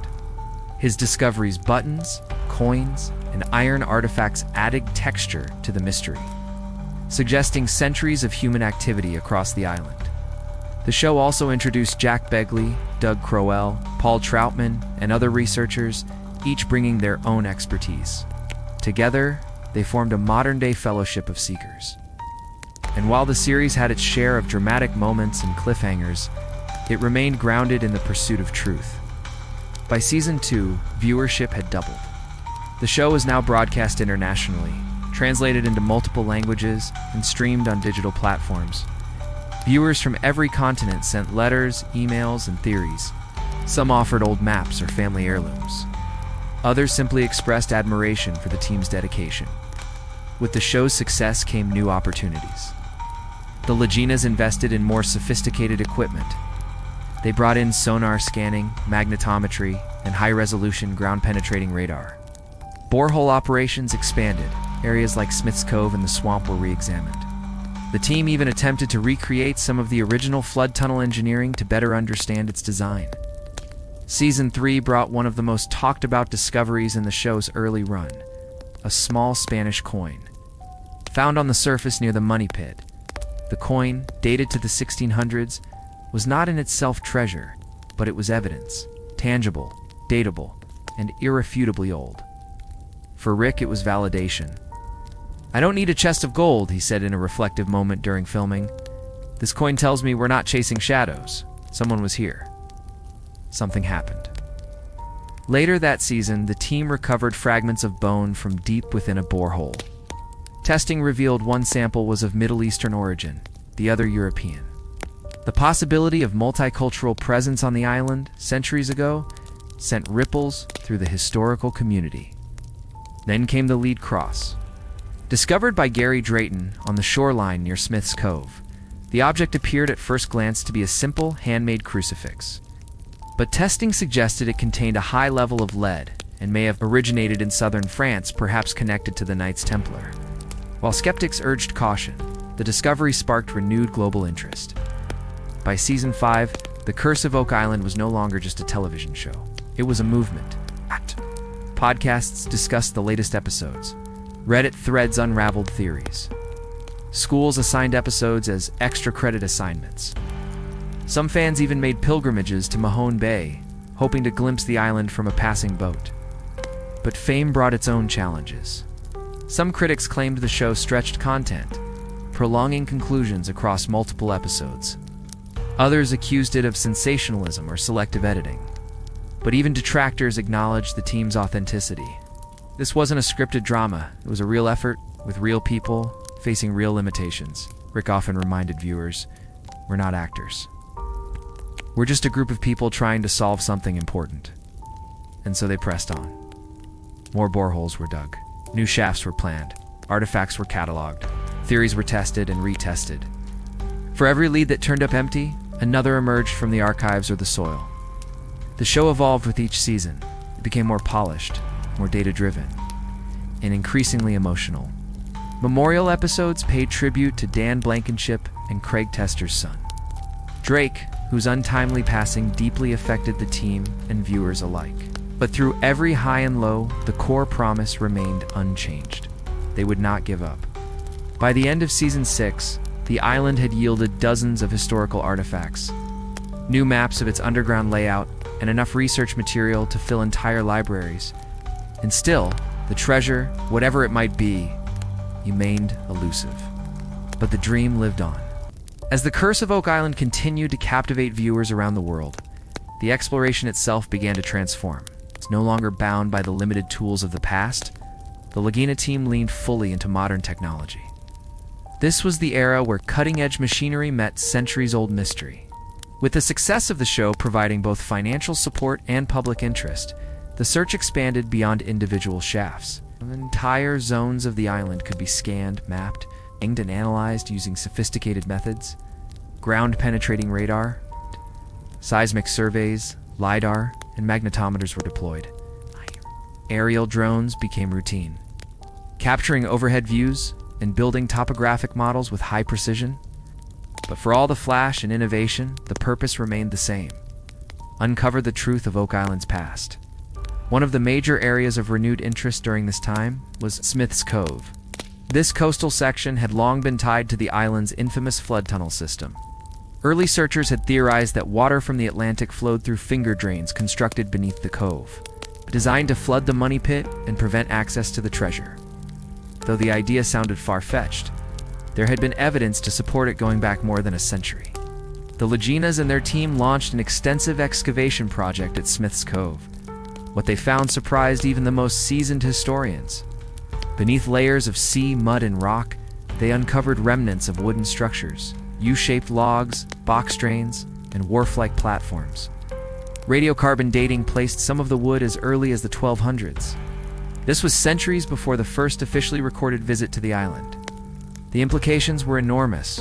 Had someone been constructing something complex here long before the age of European colonization? If so, who and for what purpose?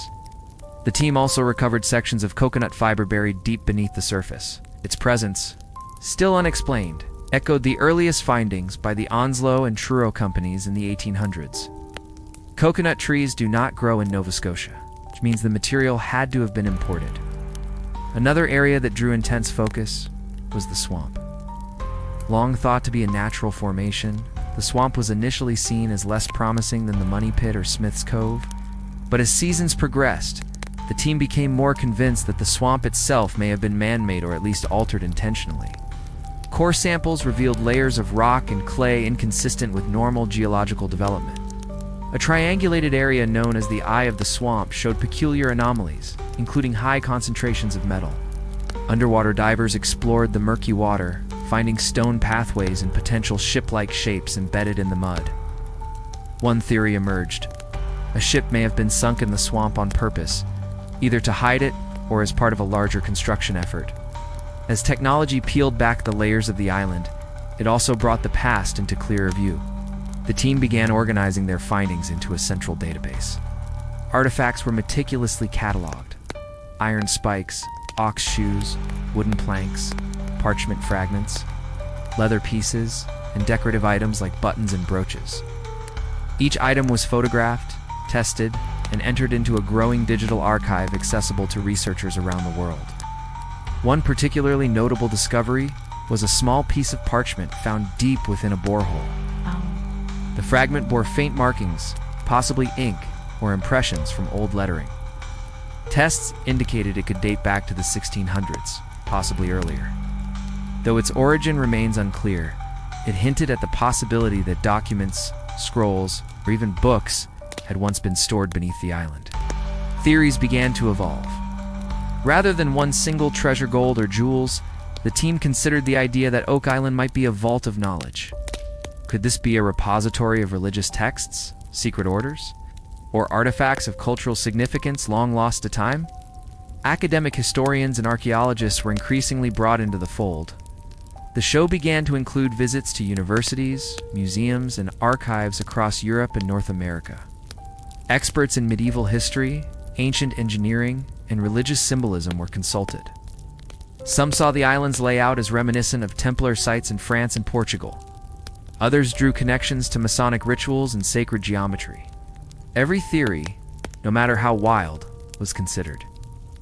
Every artifact examined. Every test run again and again. For Rick, the emotional weight of the journey deepened. He often stood quietly over new digs, eyes scanning the dirt for meaning. He asked questions that were as much spiritual as they were scientific. For Marty, the challenge became one of process. How to keep the exploration efficient, grounded and transparent amid growing expectations. Together, they never lost sight of the bigger picture. They weren't just digging holes, they were preserving history.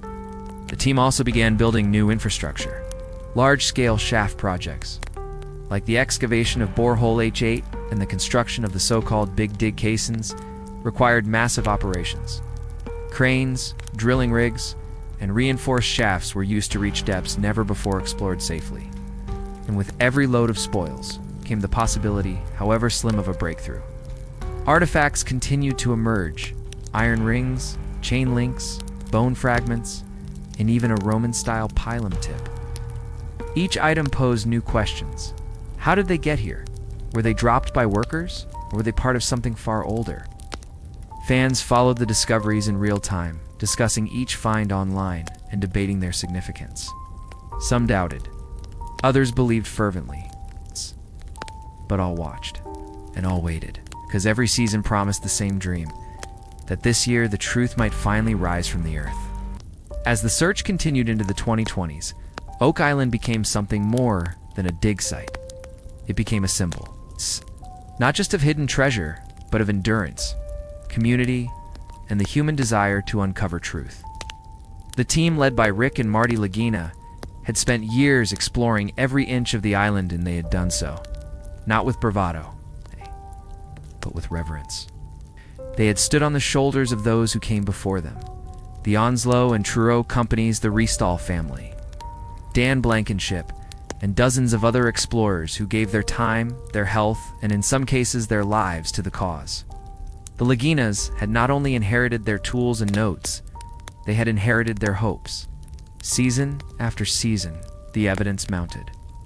Wooden structures dated to the 1600s, parchment deep underground, artifacts of European, Middle Eastern, and even ancient Roman design. But with every new clue came a familiar refrain. More questions. Was Oak Island truly the hiding place of the Knights Templar? Had someone engineered the entire site as a trap to protect something sacred or powerful? Or was it, as some skeptics suggested, the result of overlapping historical events, a series of coincidences, misunderstood artifacts, and incomplete records? In truth, no single theory seemed to explain everything, and perhaps that was the point. The mystery wasn't about finding one chest or one vault. It was about understanding the layers. The way the island seemed to absorb history and reflect it back in fragments. The way every dig unearthed not only soil but story. Even as some fans grew impatient, expecting a reveal that remained elusive, those began to appreciate the deeper narrative. Oak Island had become less about treasure and more about connection. Families watched the show together, discussing theories over dinner. Teachers assigned episodes as part of history and science lessons. Fans sent in their own research, building a kind of global think tank devoted to the island's puzzles. And throughout it all, Rick and Marty remained humble stewards. They spoke often about their late parents, especially their father, who instilled in them a belief in persistence and possibility. They referenced past searchers with respect. They never dismissed any theory, no matter how unusual, without consideration. This respect extended to their team. Whether it was Gary Drayton meticulously scanning the beach, or Doug Crowell diving into 17th century maps, or Craig Tester analyzing seismic data, each member brought something vital to the effort. The island, they knew, would not yield its secrets easily, would take all of them, and more. As the seasons progressed, the show began to explore the broader legacy of Oak Island. Memorials were held on site to honor Dan Blankenship, who passed away in 2019, and Drake Tester, whose life ended far too soon. These moments reminded viewers that this was not just a television production. It was a human journey, marked by real emotion and real sacrifice. They also reminded the team of their purpose. In one memorable episode, Rick stood at the edge of the Money Pit area as a cold wind blew off Mahone Bay. Behind him, the machinery hummed. In front of him, the earth waited. "We may never find the treasure," he said, "but we'll never stop looking, because there's something here, and maybe that something is more than gold." That sentiment echoed throughout the community. Podcasts emerged, discussing Oak Island lore. YouTube channels explored fringe theories. Books were written not only about the treasure hunt, but about the people behind it. The Laginas became reluctant public figures, often expressing surprise at how their journey had touched so many. Meanwhile, the technology improved. Artificial intelligence was introduced to analyze terrain patterns. Historical databases were cross-referenced using machine learning. Augmented reality was used to overlay past shaft locations onto current geography. In many ways, Oak Island had become a testing ground for the fusion of old and new, where handwritten journals met satellite imaging. And still, the team dug. Not recklessly, not blindly, but with method, care, and respect. Each season ended not with disappointment, but with resolve. And each new season was welcomed not with hype, but with hope. The swamp continued to reveal secrets. The Money Pit area remained a focal point, but new targets were identified.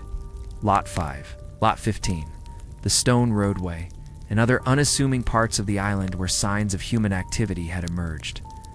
The theory of a vault system gained traction. The idea that treasures or records had been hidden across the island in a distributed network, making them harder to find and harder to lose. As of the latest seasons, no definitive treasure had been found.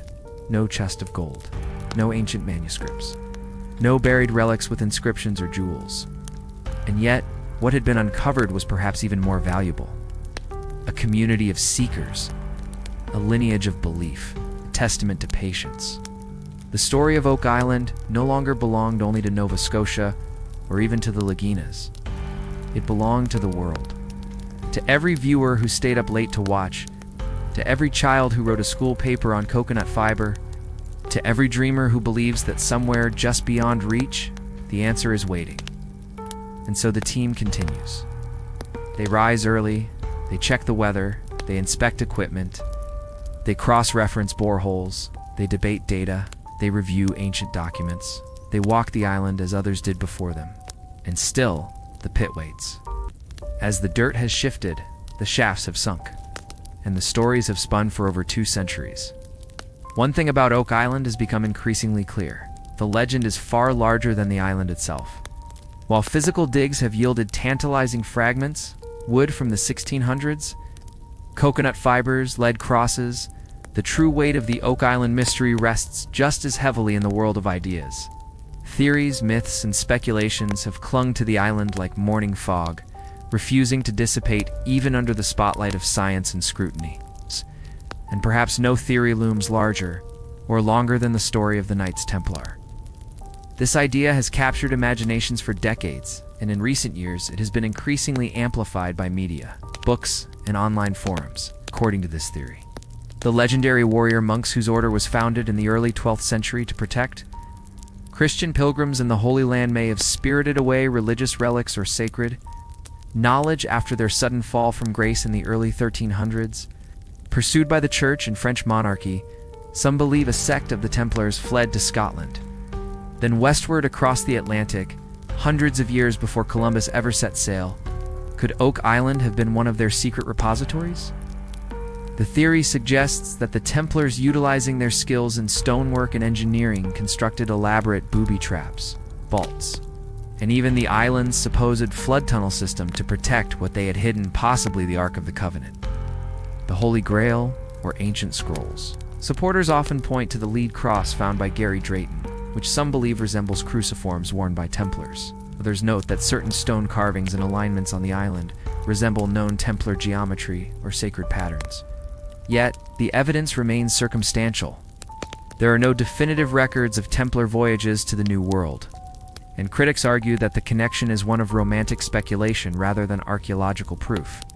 Still, the allure of a secret medieval order crossing oceans to hide sacred treasures resonates deeply.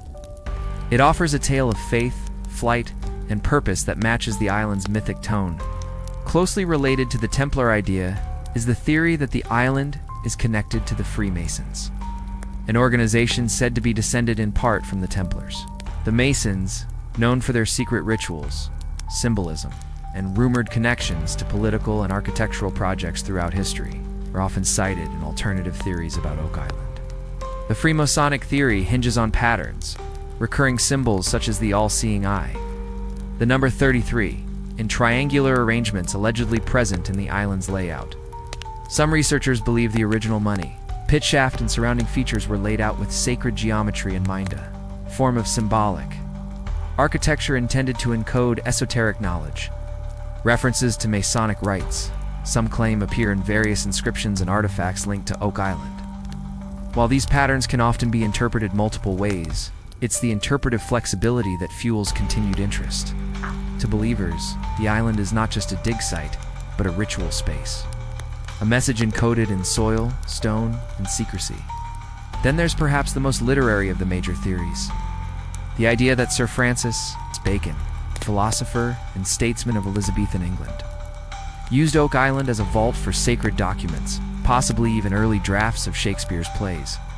Bacon was a known advocate for encrypting and preserving knowledge, and some theorists argue that he led a secret society devoted to protecting human enlightenment through hidden repositories. Supporters point to alleged ciphers in Shakespearean texts, symbols on Oak Island that mirror those in Baconian code, and even supposed maps that trace back to Elizabethan England. In this telling, the treasure is not gold, but literature, history, philosophy. This idea, like many others, has been met with skepticism. The leap from literary code-breaking to physical excavation is substantial, and few tangible artifacts have been linked directly to Bacon. Still, the notion is compelling. It transforms the Oak Island mystery from a pirate stash to a cultural time capsule, potentially housing the world's most valuable intellectual treasures.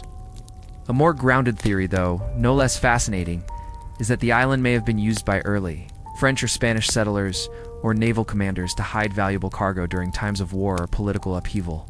The 17th and 18th centuries were rife with conflict between European powers.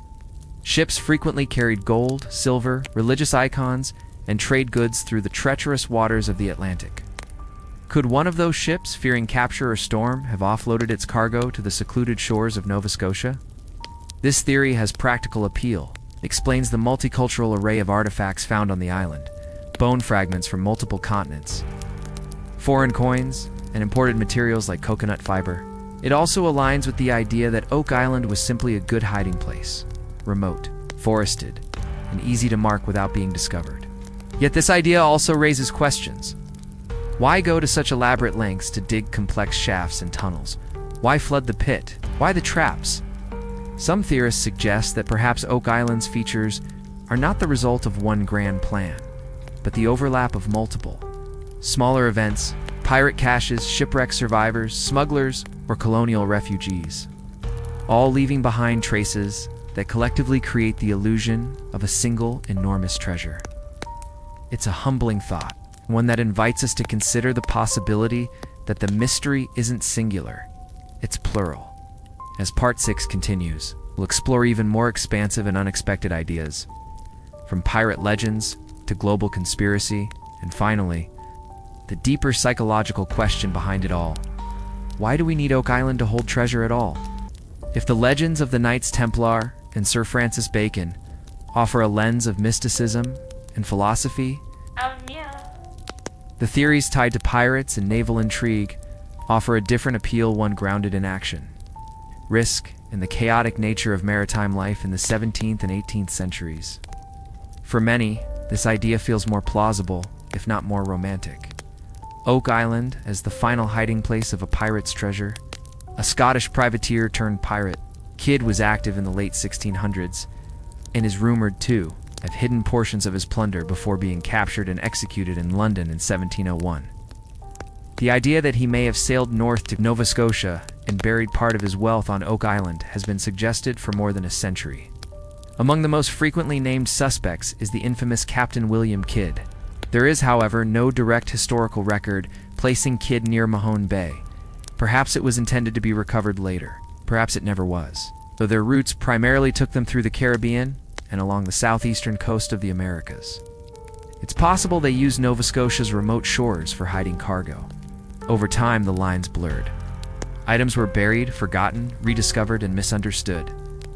So have nautical tools, iron spikes consistent with shipbuilding, and wooden structures dated 2 times when Nova Scotia was still largely unsettled.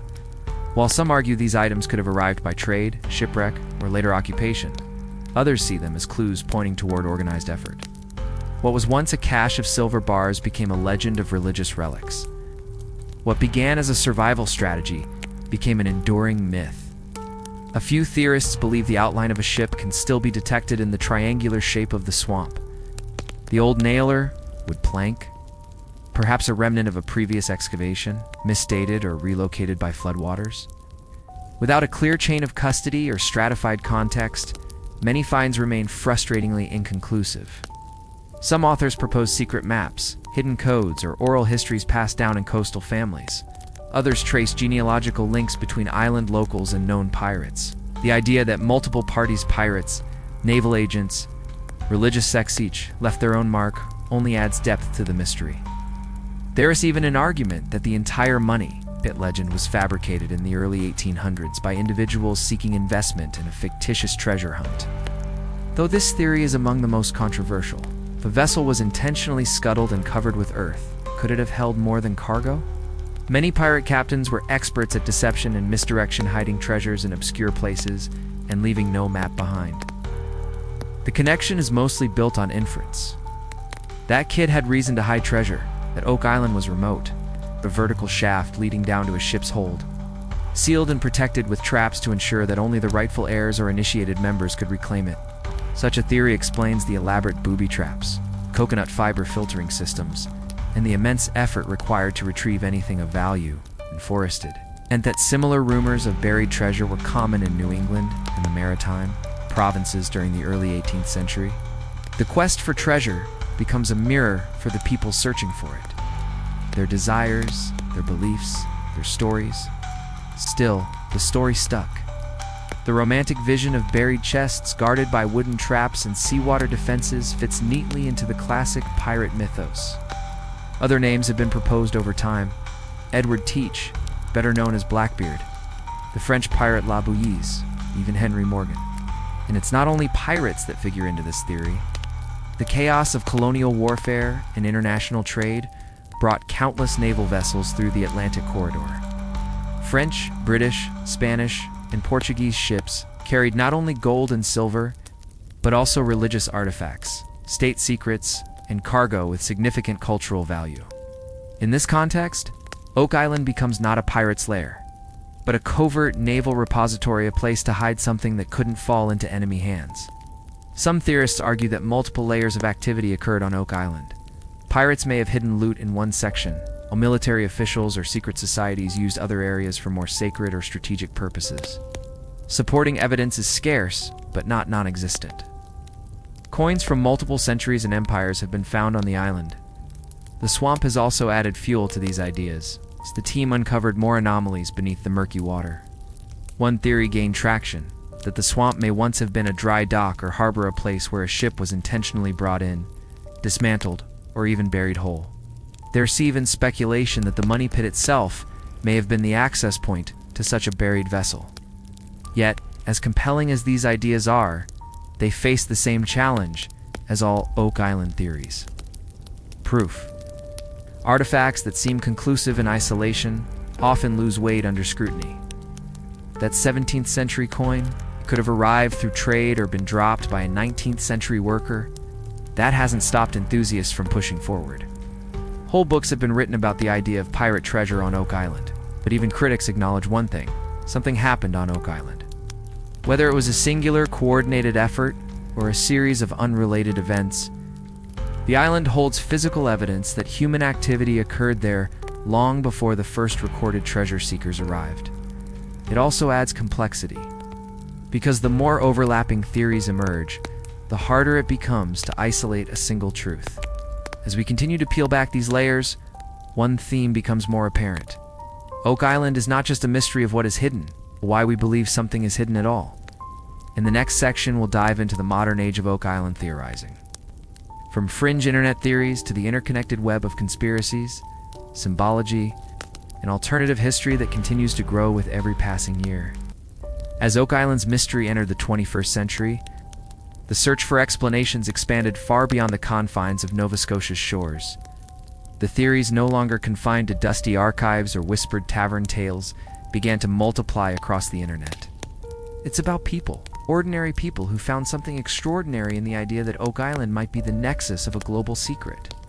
YouTube, Reddit, blogs, and books turned Oak Island into a modern mythos, a symbol not just of lost treasure, but of the human need to find meaning.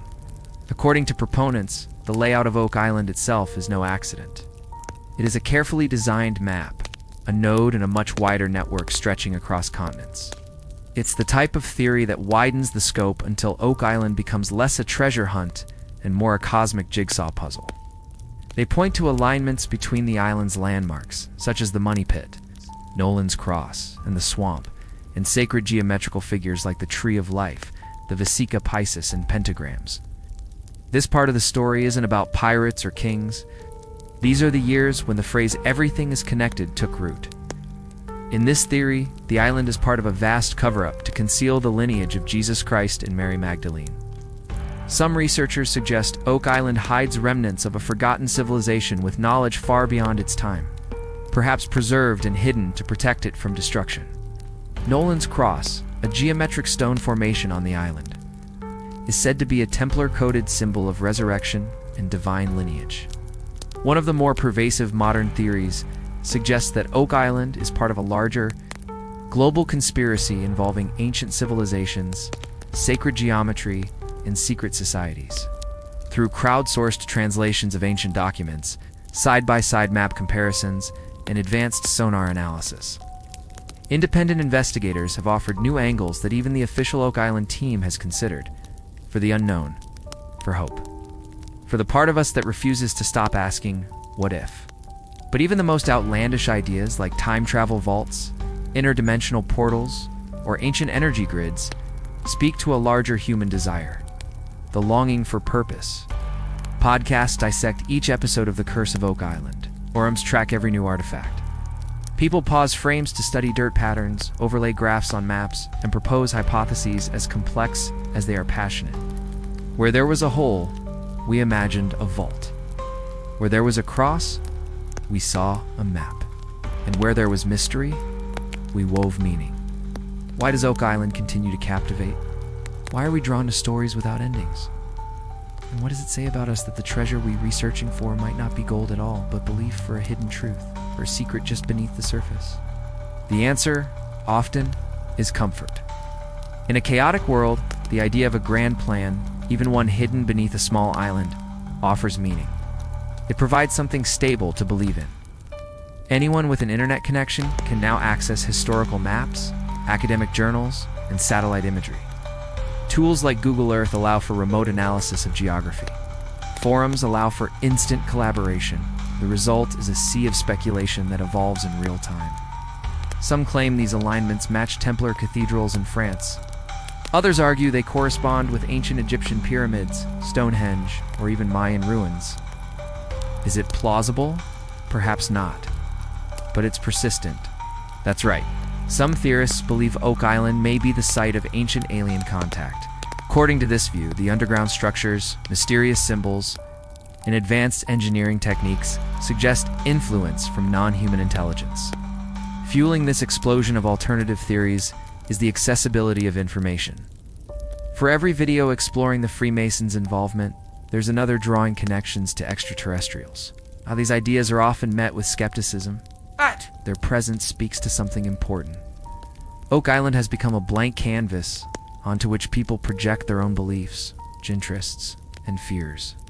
Others believe Oak Island is tied to the Holy Bloodline theory, a narrative popularized by the Da Vinci Code and various pseudo-historical works. There are even theories involving the lost continent of Atlantis. The line between exploration and myth-making blurs quickly in this space. Yet it's not all fringe and fantasy. Some amateur researchers have made valuable contributions. Still, for every plausible theory, there are dozens more that defy reason. And this is what Oak Island has come to represent in the digital age. It's no longer just a place, it's a metaphor. Psychologists have studied this phenomenon. Why people become obsessed with conspiracy theories, ancient mysteries, or unsolved puzzles. The rise of Oak Island content online has turned fans into theorists, theorists into authors, and authors into influencers. In some ways, this wave of speculation mirrors the history of the search itself. From the moment three boys found that strange depression in 1795, people have filled in the blanks. As we prepare for the final part of this chapter, we'll move from the theories themselves to the psychology behind them. Why does Oak Island continue to hold our attention? Why, after more than 200 years without a definitive discovery, do we still care? Why does each new theory, no matter how improbable, rekindle interest and renew hope? The idea that something precious, whether it be gold, wisdom, or a lost truth, could lie just beyond reach, is a recurring theme in cultures around the world. And Oak Island, with its strange geometry and unanswered questions, becomes a canvas for that universal longing. For others, it's spiritual, a quest for something sacred or meaningful. Buried not just underground, but within ourselves. The act of searching becomes a ritual. The island becomes a mirror. The answer, in part, lies not in the soil of Nova Scotia, but in the soil of the human mind. We are creatures of story. Since the dawn of language, humans have passed down legends, parables, myths, and tales of hidden things. Ideas that were once fringe become mainstream simply because they feel good to believe. Generations of labor, millions of dollars, lifetimes of effort, it all builds a psychological weight that demands a payoff.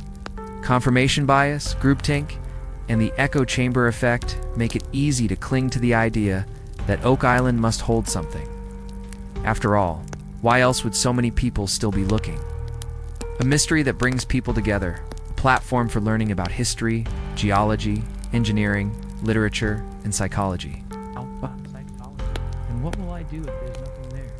A shared story that spans centuries and continents, pulling together farmers, scientists, spiritualists, skeptics, and dreamers.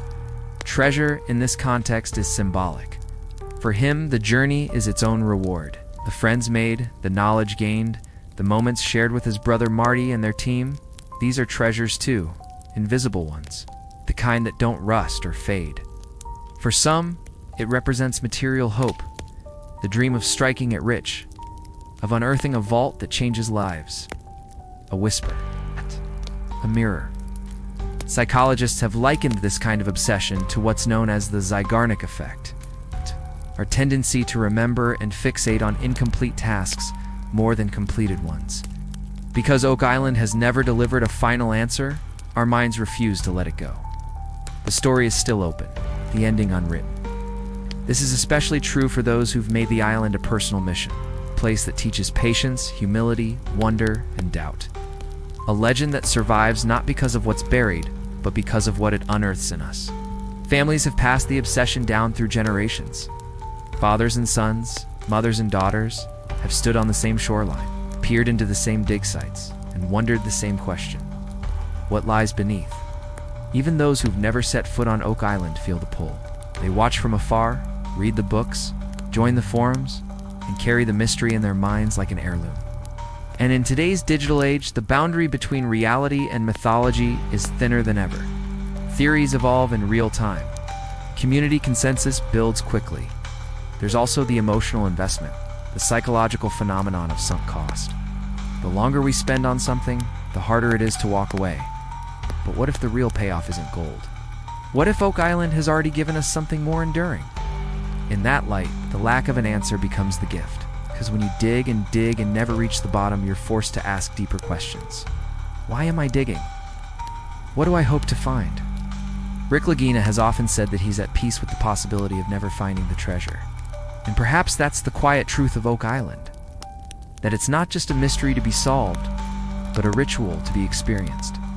As the wind continues to sweep across Mahone Bay, and the diggers dig, and the theorists theorize, Oak Island remains what it has always been, a question. And for those who choose to listen, that's more than enough. And so, as the tides roll gently against the shores of Oak Island, the mystery remains. It's unclaimed, unsolved, and perhaps exactly as it was meant to be. From wooden shafts and coconut fiber to cryptic stones and whispered legends, Oak Island has given the world something far more enduring than gold. It has given us a story, one that spans generations, continents, and imaginations. We may never know who dug those tunnels or what they were trying to hide, but in that not knowing, something beautiful happens. We wonder, we search, we remember. Wherever you are tonight, rest well, dream deep, and let the unanswered questions carry you gently into sleep. Because sometimes, the treasure isn't what you find, it's what you feel when you go looking. Thank you for joining us on this journey into the stillness of history and the mystery beneath our feet.